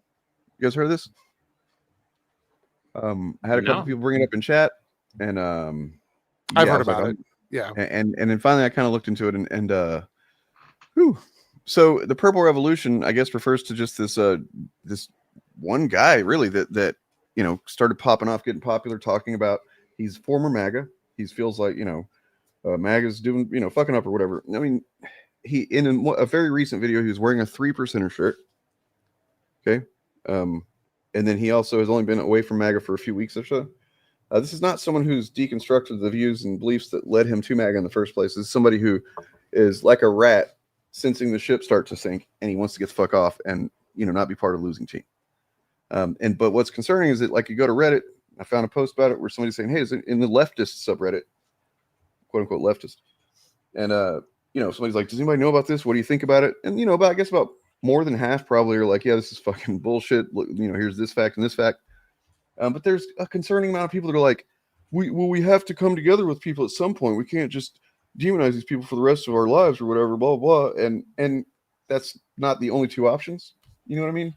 Like, there needs to be a period of time. There needs to be some effort shown towards proving that you're not operating on the same views and whatnot. Like, just because otherwise, what it seems like to me is just, I don't know. It seems pretty fucking nefarious. Like there's something shady going on with the whole thing. And it pisses me off that there are still people that would fall for it. And they're just like, but at the same time, I understand being so overwhelmed. There's a lot of dread going on. And like, you just see something that might seem like the answer out of it, right? Like, oh, this guy's wanting to come together. Purple, blue and red makes purple. That's clever, apparently. Yeah. And yeah, it's just not the answer, dog. There's a lot of stuff like that flying around right now. People are, I've seen a few posts that are like, this isn't about left or right. I got a fundraising email like that, I think like yesterday. And all I have to say is, yes, it is. Yes, it is. No, it is exactly about that. And we only ever hear this isn't about left or right when right-wing people are trying to recuperate, or when a bunch of centrists don't want to move left, but moving right is untenable for them. Yeah. No, it's absolutely about that. If you know anything about the history of those terms, you know, like we can't erase how we got here. It's just, it feels crazy to me. And I know what a lot of people in America really want more than anything is to not have to think about it. They would love for this all to just kind of go back into Pandora's box and just not be in an immediate, because that was Joe Biden's big sell when he got elected, was like, you're not going to have to check the news when I'm president. And like the thing is, that turned out to be more of a curse than a blessing because of the Gaza genocide and because Joe Biden was being like protected from the American public as he was becoming more and more senile. That was a terrible thing, it turned out. I just feel like a lot of people, it's a brain rot kind of thing. The whole like neither left nor right, both sides, et cetera, et cetera. But that's like an aesthetic, you know? That has nothing to do with the truth. That's just a very appealing kind of Goldilocks principle. You know, this one's too hot. This one's too cold. This one's just the right amount of racism. Like, there's no, if it's about principles, then a compromise can only be about efficacy, not about like being okay with some amount of MAGA psychotic behavior. I don't know. I mean, unless you're going to be out marching with people during the No Kings shit, then I don't want to talk to you. Right. You know what I mean? That's how I feel about it. Telling me that you want better stuff. It's a big statement at this point because all the stuff we talked about at the beginning, you know, and all the anti-left shit they've been, you know, fomenting. This weekend, this protest, which is, as far as I know, still supposed to be, you know, if the number, even close to the number of people that are you know, signed up, show up, it's going to be the biggest protest in history, in U.S. history. I'm just saying, like these people they talk the talk, but they're not there to really do anything. That's the problem. Well, that's what I wanted to point out on this. This is a post I saw, and you know, this person's kind of like getting everybody's feel for what they think in this leftist subreddit. And this is they say this is a good summary of what the movement could be about. Unite, universal health care, no money in politics, immigration reform, tax the rich, election integrity, all great things. Love it. Love it. It's missing some shit, dog. You know, like it's missing some shit. And the fact that people will just go with this and go, yeah, that's everything. That's all we need to really worry about. And that even the guy that, you know, is in the video or whatever says, well, we'll talk about policy later. We'll talk about that later. You know, no, man, we're talking about policy right fucking now, all the time, forever at this point. We don't ever need to put that shit on the back burner or kind of dance around exactly what it is we're trying to do. Lest we forget. Sorry, I think I'm echoing. We're all echoing. Echo. No, damn it. I never get it. Lest we forget, like the big sell of a lot of this MAGA bullshit is that it is against the left. And a lot of the sell of this right-wing pseudo populism that isn't really populist, it's just a rebranding of shit that billionaires want. But like a lot of that stuff, it has been about trying to stop socialism and communism. Like if you think that Alexandria Ocasio-Cortez is like too far left, she's crazy, she's going to destroy the country, and meanwhile she just wants like New Deal Democrat policies, you're out of your mind. Like, by the way, New Deal Democrat policies are not communist. I cannot stress that enough. Well, no, like this is the thing though. I mean, people have been told for decades upon decades that if it shows how effective propaganda has been for nearly I mean, they throw the term around. They don't know what it fucking means, but they throw it around. Well, this is the thing, is you'll have people who genuinely say stuff like, if you want to raise taxes, that's Joseph Stalin, and then you're just gonna, because they think like raise taxes or increase government programs means expanding the power of the government, means totalitarianism, and you're just going to kill everybody. Like that's the slipperyest of slopes. I mean, they always like to talk about traditional values and taking these photos of when the middle class was at its strongest shortly after World War II. They don't like talking about the tax rates on the rich back then. Like 70%, I think, was the average, right? That's fucking. Yeah, I mean, I think that some of it was like around 90%. Yeah.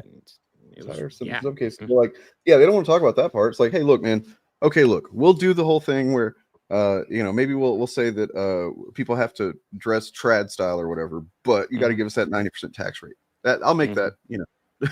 This is the thing that like I and this is sort of tangential to what you guys are talking about, but it's sort of corresponding to what I said earlier about principles. And if it's a matter of principle, then you have to be careful about how you compromise and why, because like, you know, and I say this in a video that I'm hopefully going to have up this week, probably not tomorrow, maybe Friday, about the Peacemaker season 2, because there's a sort of like right-wing narrative that went around that, sort of like with Wolfenstein: The New Colossus, where like if you can, you know, cleanse all these minorities basically implicitly, then the streets will be clean and you'll have nice neighborhoods and people will be friendly and enjoy their lives. And it's like, well, I wouldn't kill all my friends just to live in a suburb, you know, like that. I would not do that. Also, like suburbs are predicated on a very specific like geographic and economic condition. You probably can't have like a suburban nation without a bunch of urban areas, because that's like how that works. So I just like it's just a very silly view of reality. But like I wouldn't make that trade. I wouldn't, you know, and what if the shoe was on the other foot? I wouldn't like kill all white straight guys just to like raise taxes on the rich. Like that's not. I mean, the talking about the peacemaker thing, you know, seeing that at least in Critical Drinkers replies at some point, people were saying, you know, James Gunn presented this as supposed to be bad, but it looks like everybody's really happy and it's like everybody's cool. It's like, okay, for one thing, you're saying everybody, but there's obviously explicitly not certain people there depicted, right? They're not happy wherever they are. They're not doing well, right? And then also the suburbs aren't clean and tidy and shit because there's no fucking people of color. They're clean and tidy because it's a fascist fucking government that will probably fucking execute you or at least lock you up if you don't fucking mow your yard. Also, you know what I mean, that always just seems like to be that the point that they miss. That seems to be always the point they miss. I mean, you look at like Demolition Man, which is portrays this utopian. I mean, theirs is not mono-ethnic. What's the correct term? Anyway, theirs is not a completely white nation, but it is this kind of utopia on the surface. The streets are very clean and everything, etc. But that's not because of the lack of black and brown people. It's because if you do something wrong, you get sent to the gulags. That's what they can't seem to. I mean, everybody weird seems that really you've got to happy spell it there out in the for them. Nazi world. Yeah, they have to, man. You have to fucking seem happy. You can't go around being like, I kind of don't like it around here. I just like there's literally a Tobey Maguire movie about this. Like these people, like their utopia is Pleasantville. I just feel like and maybe they insane. could turn to color as it goes. Yeah, cool no, movie. as That'd be like cool. they enter from the real world into the fictional world, they bring the messiness of real life and real human emotions to that situation. That movie sounds kind of woke. It's bad. It's a good. I like it. No, I haven't seen it in a while. No, that is a good one. Absolutely not. Any world that where Rob Snyder still exists is not a fucking good one. Sorry, it's not a utopia. This should not be taken as like an instruction or encouragement for anything. Just to get that out of there. Nobody thinking about. I mean, going over Rob Snyder movies on the podcast, I do have to say, I do think the world would probably be better if there were less of them. I got to get out of here. I dropped a private chat, but I got to go. I'm already like 15 minutes over my stop time. Hey, So anyway, thanks everybody. See you later. Eric. Drive to Eric podcast and buy a hat. I got one.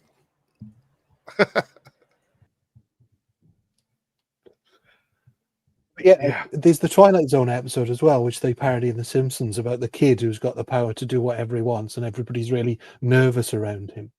That is an allegory for a fascist state where you've got a dictator who will disappear you if you displease him, and so everybody's walking on eggshells. I can't believe that they still don't get that is the issue.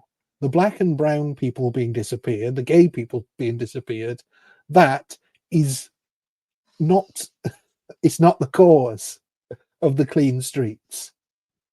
It's an indicator that everybody has to fall in line. And this goes back to that Mehdi Hassan Jubilee, right? The one guy was like referencing Carl Schmitt and saying, well, this is the friend enemy distinction. And it's like, brother, you're talking about like somebody who's a dictator, who's amassed insane political power. If they have the power, they make the distinction and you don't. So like, that's no guarantee of shit.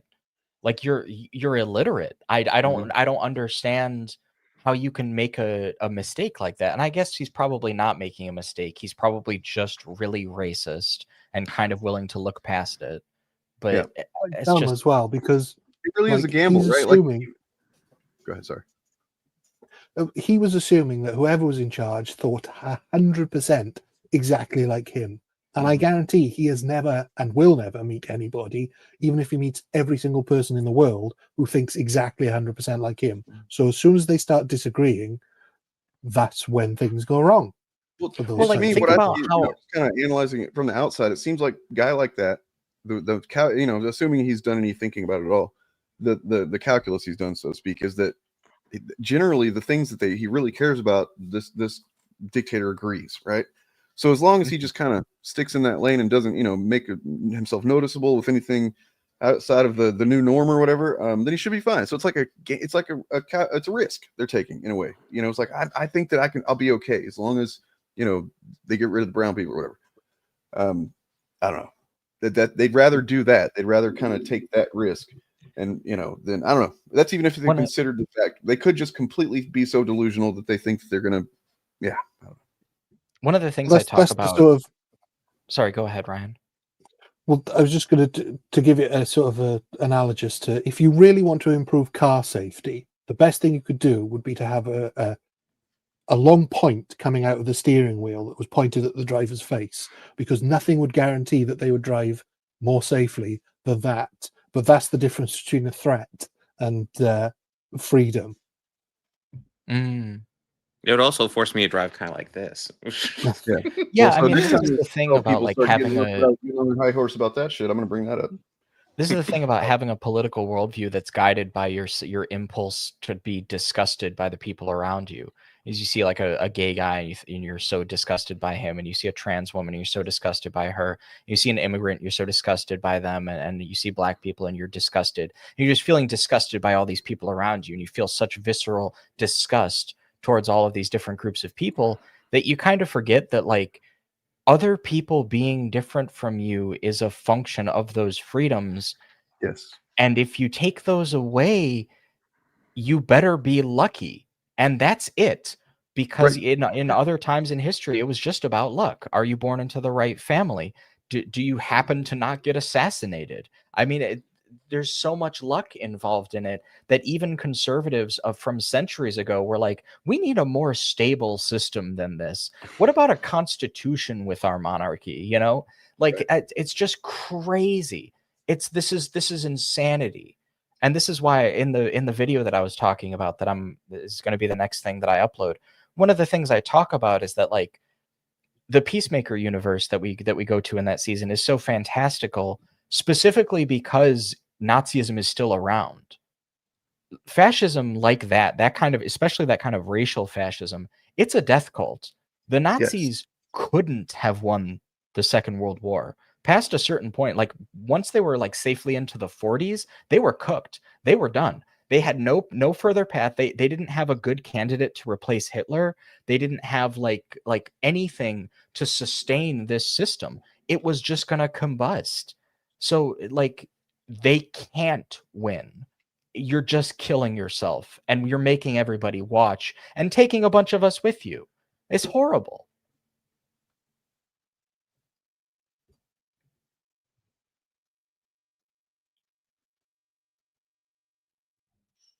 I have a video that Yeah. speaks to this that I like to show. It's short. I only want you to share a video if it's long. Okay.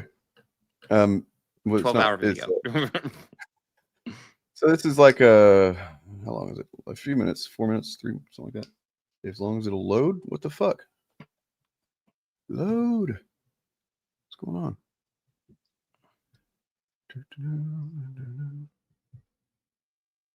Okay. I think it's. Come on, man. My internet fucking up again.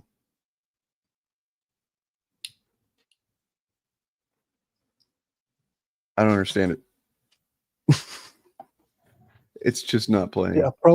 Is it a problem with the roads? Maybe nobody figured out how to, build them. See if another video will work. It just seems to be a YouTube problem, maybe. It's like it's weird. Yeah, it's All possible. Right, but you see what it's doing? What it'll like show the fucking time, and then it'll go back to 0 and just won't play. Never seen that. Huh. Oh, Seems like a good channel. I just found this yesterday. Matthew Cook. He's apparently a documentary filmmaker of some kind. Watched a few videos. It's pretty good content. Since I can't show his videos, I'll just show his channel. Hopefully. You know, some good topics, man. And brief and well presented, you know what I mean? Well edited. So if it's something you want to learn more about, these general ideas and what's going on, but you don't want to kind of do deep dive, this is probably a good source for that. Nice. And am I echoing? Probably. Yeah, I mean, I as you know, I like to delve into the world of people who debunk flat earthers, and there's been talk in that in the debunking community about how flat earthers behave like cultists. Oh, somebody else is having the same issue. So, oh, did they fucking snag his channel, man, because he's a fucking leftist anti-fascist? Oh no. Or is it all videos? Try somebody else's. You know, is a surefire thing. Are we still live? Am I still live? So. Yeah, I'm still live. So yeah, well, we got viewers. Is there a point which you guys think, you know, we all have our own channels? Is there a point that you think that we might need to kind of consider backing off of some certain things? And what would that look like? Or do you just go until they fucking drag you away?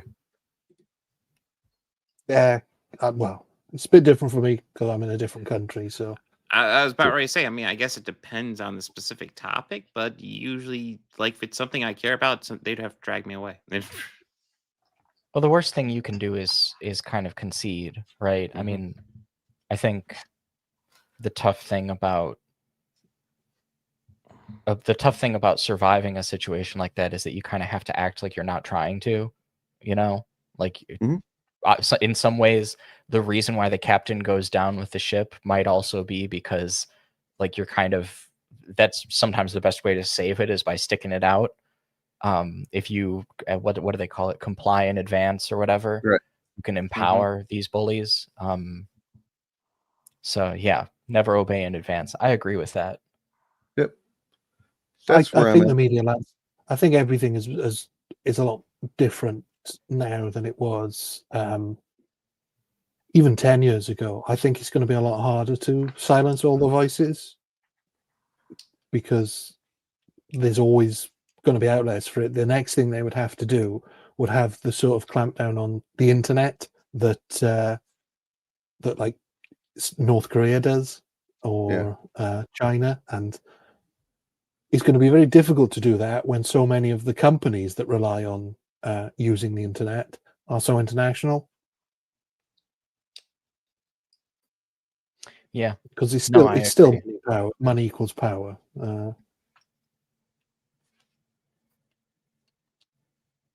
And that's, in some ways, that's what kind of fills me with a sense of doom about some of this, because, you know, it almost feels like we're kind of looking at a political movement that can't win. It can only self-destruct. Which is, like I said, you know, it's dangerous, you know. I mean, that's you know, that actually is a real comparison of MAGA to Nazism, because they have that trait in common. Well, but the good news Nazis is did a lot of bad stuff before they self-destructed or were destroyed, as the case may be. Good news is MAGA doesn't have a lot of political power. Yeah, there's a lot of important differences like that. Yeah. Well, pretty much everything they're doing at this point is both to see where they might be able to get their hook into some bit of power, and also to just like distract from the fact that they aren't popular. They're becoming less popular. People are, you know, recognizing that the big dumb deal was not for anybody but rich fucks, and actually at the expense of everybody else. And yeah, unemployment's going up. I'm still waiting for the fucking economy to be fixed. I have to reply to Jay Kung here because they are a loyal supporter of the channel, but I think that's a pretty naive take, because America may have a lot of guns, but they are dragging people away. They're literally dragging people away, and it's like, and also not everybody has, you know, a lot of those guns belong to 7 people, so Well, this is actually, I mean, this kind of goes back to what the Second Amendment is actually supposed to be for, because, you know, it's not, it isn't, it was never, it was always a smokescreen that like private ownership of firearms makes people more free. That was a stupid conservative delusion from day one. What you actually need is community militias, because if you have a force that can resist ICE when they roll into your neighborhood, that's a fight. But if you privately have a gun, you know, what do you do? What are you going to do? Go out in a blaze of glory? I think a lot of people would rather be taken and maybe live than just kill themselves, like commit suicide by ICE officer, you know, because that's basically what we're talking about here, which I don't recommend anybody do, by the way, as a just kind of a clarification. What you were saying about the fear of communism and socialism and big government, it doesn't matter how big the government is. As long as the government controls the military, it could literally, and it may one day end up being literally just the president and the military, and that's enough. I mean, all these civil servants ain't going to do shit. It doesn't matter how big a communist president might make the government. It doesn't increase their level of power if they don't control the military. And you have the biggest military in the world, and it's getting bigger, despite the fact that you apparently have a peace president who doesn't want to get involved in military conflicts. That should worry people.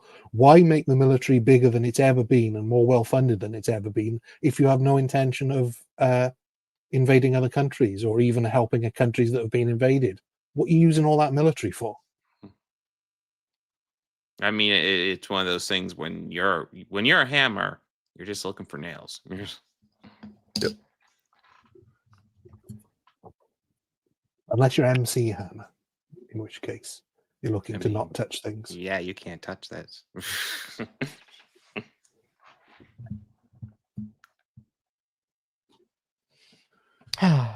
Did I say something scary? Nope. Just no, general sense of doom going on here. Kidding. I'm not kidding. Did you guys watch that John Oliver segment on Barry Weiss? Oh, I haven't seen that. You know, yet, I've no. been kind of wanting to watch it. Like, she became the editor of, I guess we haven't talked about it on here. She's the new editor of fucking CBS News. And I just want to all of CBS News. And Like, as John Oliver pointed out, I didn't really realize this. She's never, ever been a journalist. She's never been a reporter. She's always been an editorial writer. That's all she's ever done. She's never and she's always been trash too. Just saying.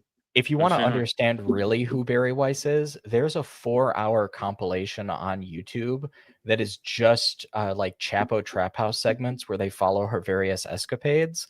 And I highly recommend it, because following them, and especially Will Menaker for years, because like reading like shitty people like Barry Weiss is kind of his beat.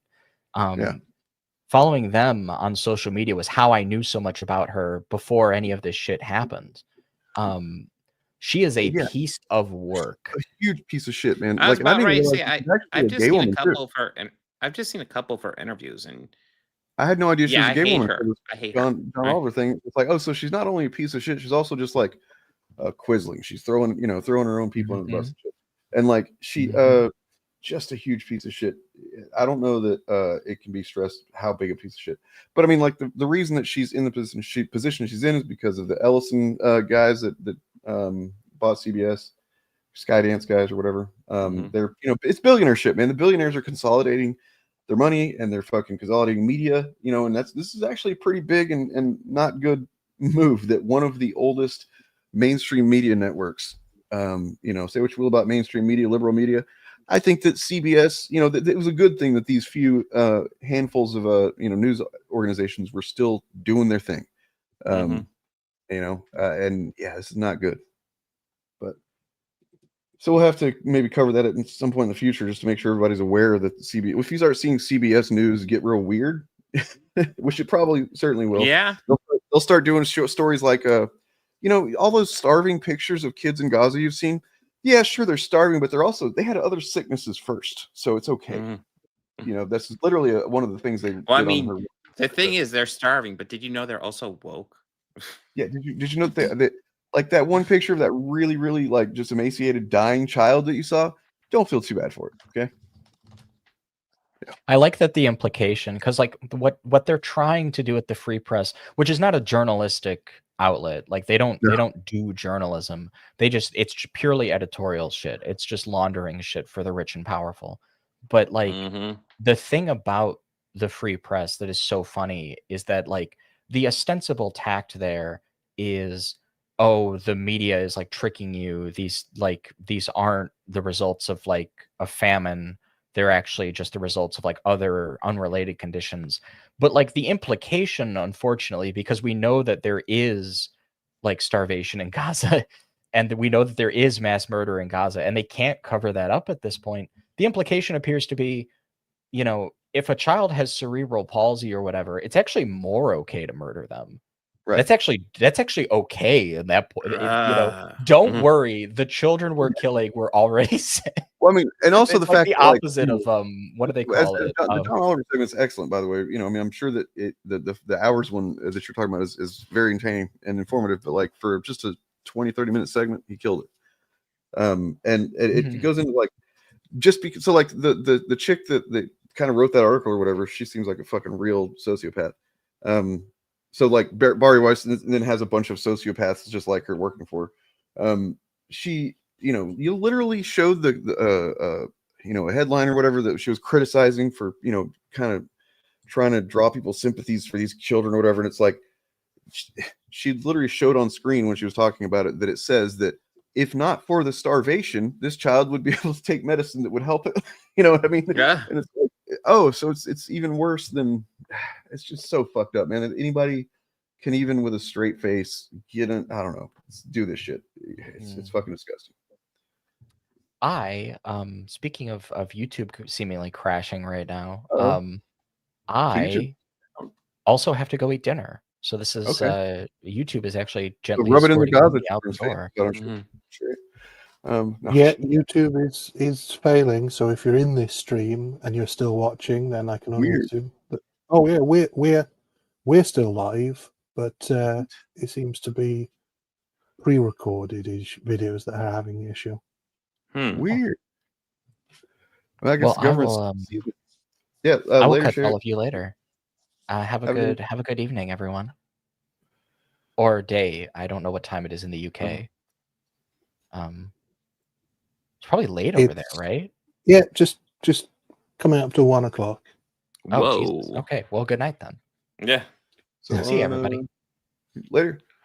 On you can see it on his TV, but live stream. Yeah, I've Weird. just did a check. It's working. It's doing what it was doing for you, Dane, but then eventually the video will play. So I don't know if that's the same for everybody, but yeah, it's not working properly. Yeah, it's not working on my TV. Huh. Well, all right. We Well, did have a membership thing as well a little while back. Yeah, I will, that will actually hold over until the next time because I didn't get to it. Okay. So some people say it's working, some say it's not. I don't know. I'm going to assume that it's not working for enough people that we should go ahead and call it.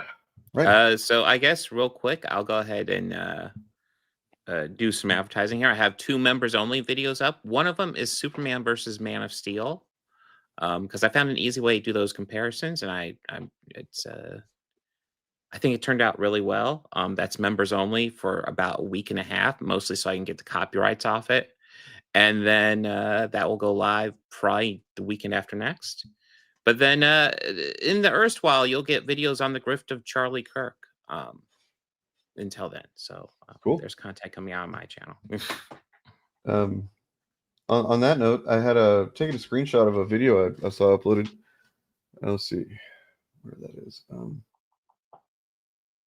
Oh, there was one, while you're doing that, there was one thing I wanted to bring to everybody's attention. Oh, and I have think another thing I can announce as well, but here's this. Huh? Hello? Yeah. Sorry, I thought you were. Okay, sorry. Yeah,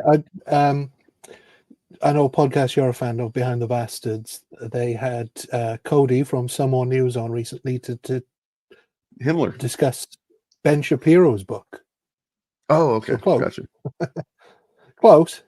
They were discussing Ben Shapiro's new book. Had Dan O'Brien from Cracked on there to talk about Himmler. So right. Yeah, well, Cody was on there. They only barely scratched the surface of it because Ben Shapiro's new book is something to do with lions versus scavengers, and how obviously his side are the lions and everybody else are the scavengers. But the first thing they pointed out, which I think is basically gives you an idea of Ben Shapiro's thorough research, is that about 50% of a lion's diet is scavenged. So lions are scavengers. Well then, okay. I guess another. I was going to say I thought of something else to go over really quickly. Tron Legacy is bombing. Yeah. Tron Ares. Tron Ares. Yes, I'm sorry, Tron Ares. God, why is it okay? But yeah, well, Tron Legacy was bombed too. But as someone who's a fan of the previous 2 Tron movies, I haven't even seen Tron Ares, and I'm assuming that for the same reason why it's completely bombing, because I just cannot stand Jared Leto at this point. I am just so fucking. You're not. done Come with on, him. Bob. Be honest. You're not really. Nobody's really a fan of the first one. You're a fan of what the first one could be. You know, it's kind of a lame ass movie. Come on. I think it's interesting. I like the actors. I don't think it's brilliant, but It's I theoretically think it's got some cool ideas. Yeah. Right. I don't always recommend all their stuff, but the Red Letter Media review of Tron Ares pretty much nails the other 2 films, how they both were very ambitious. They both flopped, and this one's doing the same, but in the tradition, isn't quite as good as Tron Legacy. Yeah. But they made the point that what happens with Tron is they make it, nobody goes to see it, and then a few years later, everybody sort of has this fondness Fond memories for of it. Yeah. Yeah, so they try and make another one, and the same thing happens again, and they've Mhm. done it for a 3rd time. So, So I just wanted that's a to good highlight review.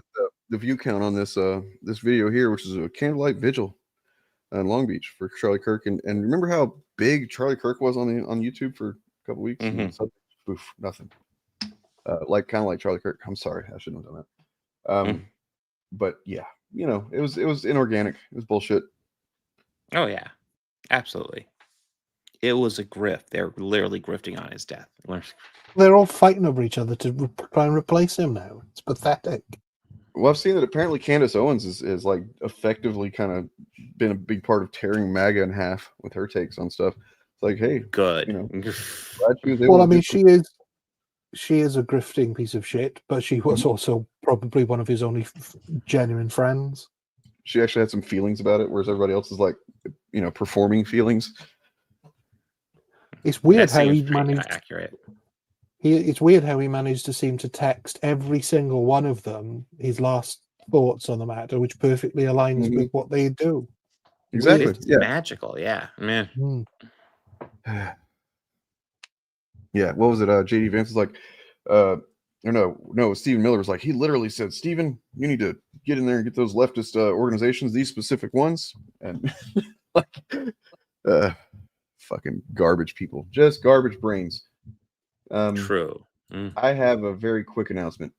I have been releasing songs for a while now, musics here and there, and these are unfinished mixes and stuff, like some cases unfinished songs. But on Halloween, those of you who are Patreon or channel member supporters will get to download this. Oh man, what's going on? How much is not wanting to share? Come on. Weird, man. Everything is fucking up right now.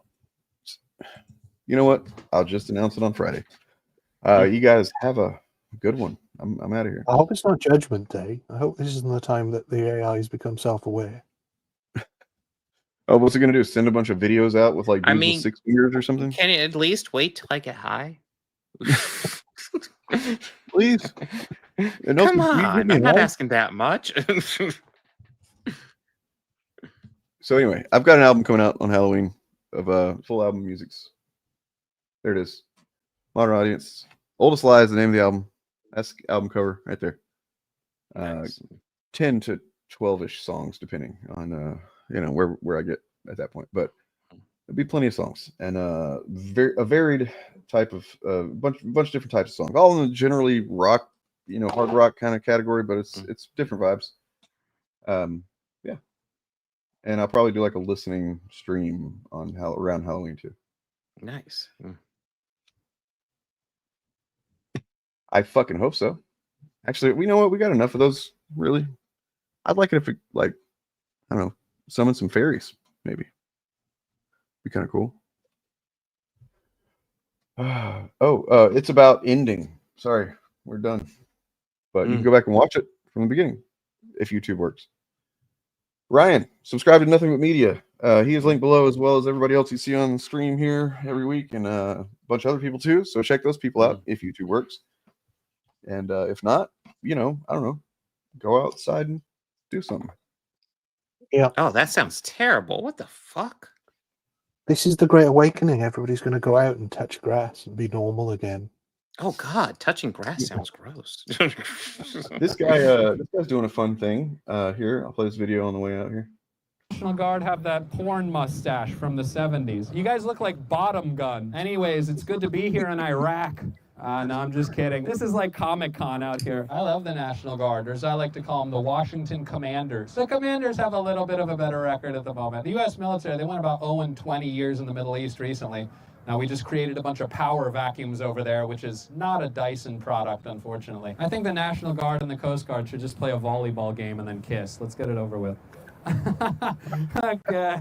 We're having a good time. I think every veteran should be able to go into any strip club whenever they want and get a free blowjob. We'll call the program PTS My D. That's okay. I like that promo. Beautiful. Stop and frisk this guy. He didn't laugh hard enough. We're definitely flexing right now. This is the equivalent of a guy spreading a bunch of money down his arm. But hey, I get it. If you got it, flaunt it. I feel like I'm in like a No Limit album cover. H1 Hummers. The military and Mike Vick's dogfighting friend. There's no gun on top, is there? There's no gun on top. Budget cuts, I guess. But that'd be scary if there was a big gun on top, right? We love the gun. Frankly, we love the gun. Okay. I'll see you guys in 5 minutes somewhere else. Appreciate you. You guys off to the Nike factory? That is the most delicate ice raid I've ever seen. I just worked on a mini horse farm. That kind of reminds me of that. By the way, you might be wondering why I'm wearing a mask. This is actually genetic. Both of my parents are on ice, so I was born with this. I know, I look like a human NFT. Steelers fans looking at me like Ben Roethlisberger looking at a lady walking to the bathroom. I predicted this on January 6th. Oh, you're a genius. Well... Dude, DVDs, what year is it? Okay, now we're gonna rank military branches in order from coolest to least cool. Just kidding, we're not doing that. I think Republicans hate trans for the same reason we all do. Too tempting. What is the insult to even call Coast Guard? Beach Boys? You guys are washed up. Sand Boys. Sandies. But then what do we call National Guard? Homebodies? That's the easiest thing to guard, I feel like. Hey, fat person in the Walmart scooter, don't do that. If you're a politician and you vote for war, you should have to fight in it. That's how it used to be. Politicians used to be equestrians. We've all seen the statues of George Washington on a horse with a sword. Can you imagine Joe Biden on a horse? Instead of a sword, he's holding an ice cream cone. Can you imagine Trump on a horse? Instead of a sword, he's grabbing a pussy. Can you imagine Hillary Clinton as a horse? I think that's the real reason we're taking statues down around the country. They don't want to remind you that politicians used to have to do things. I think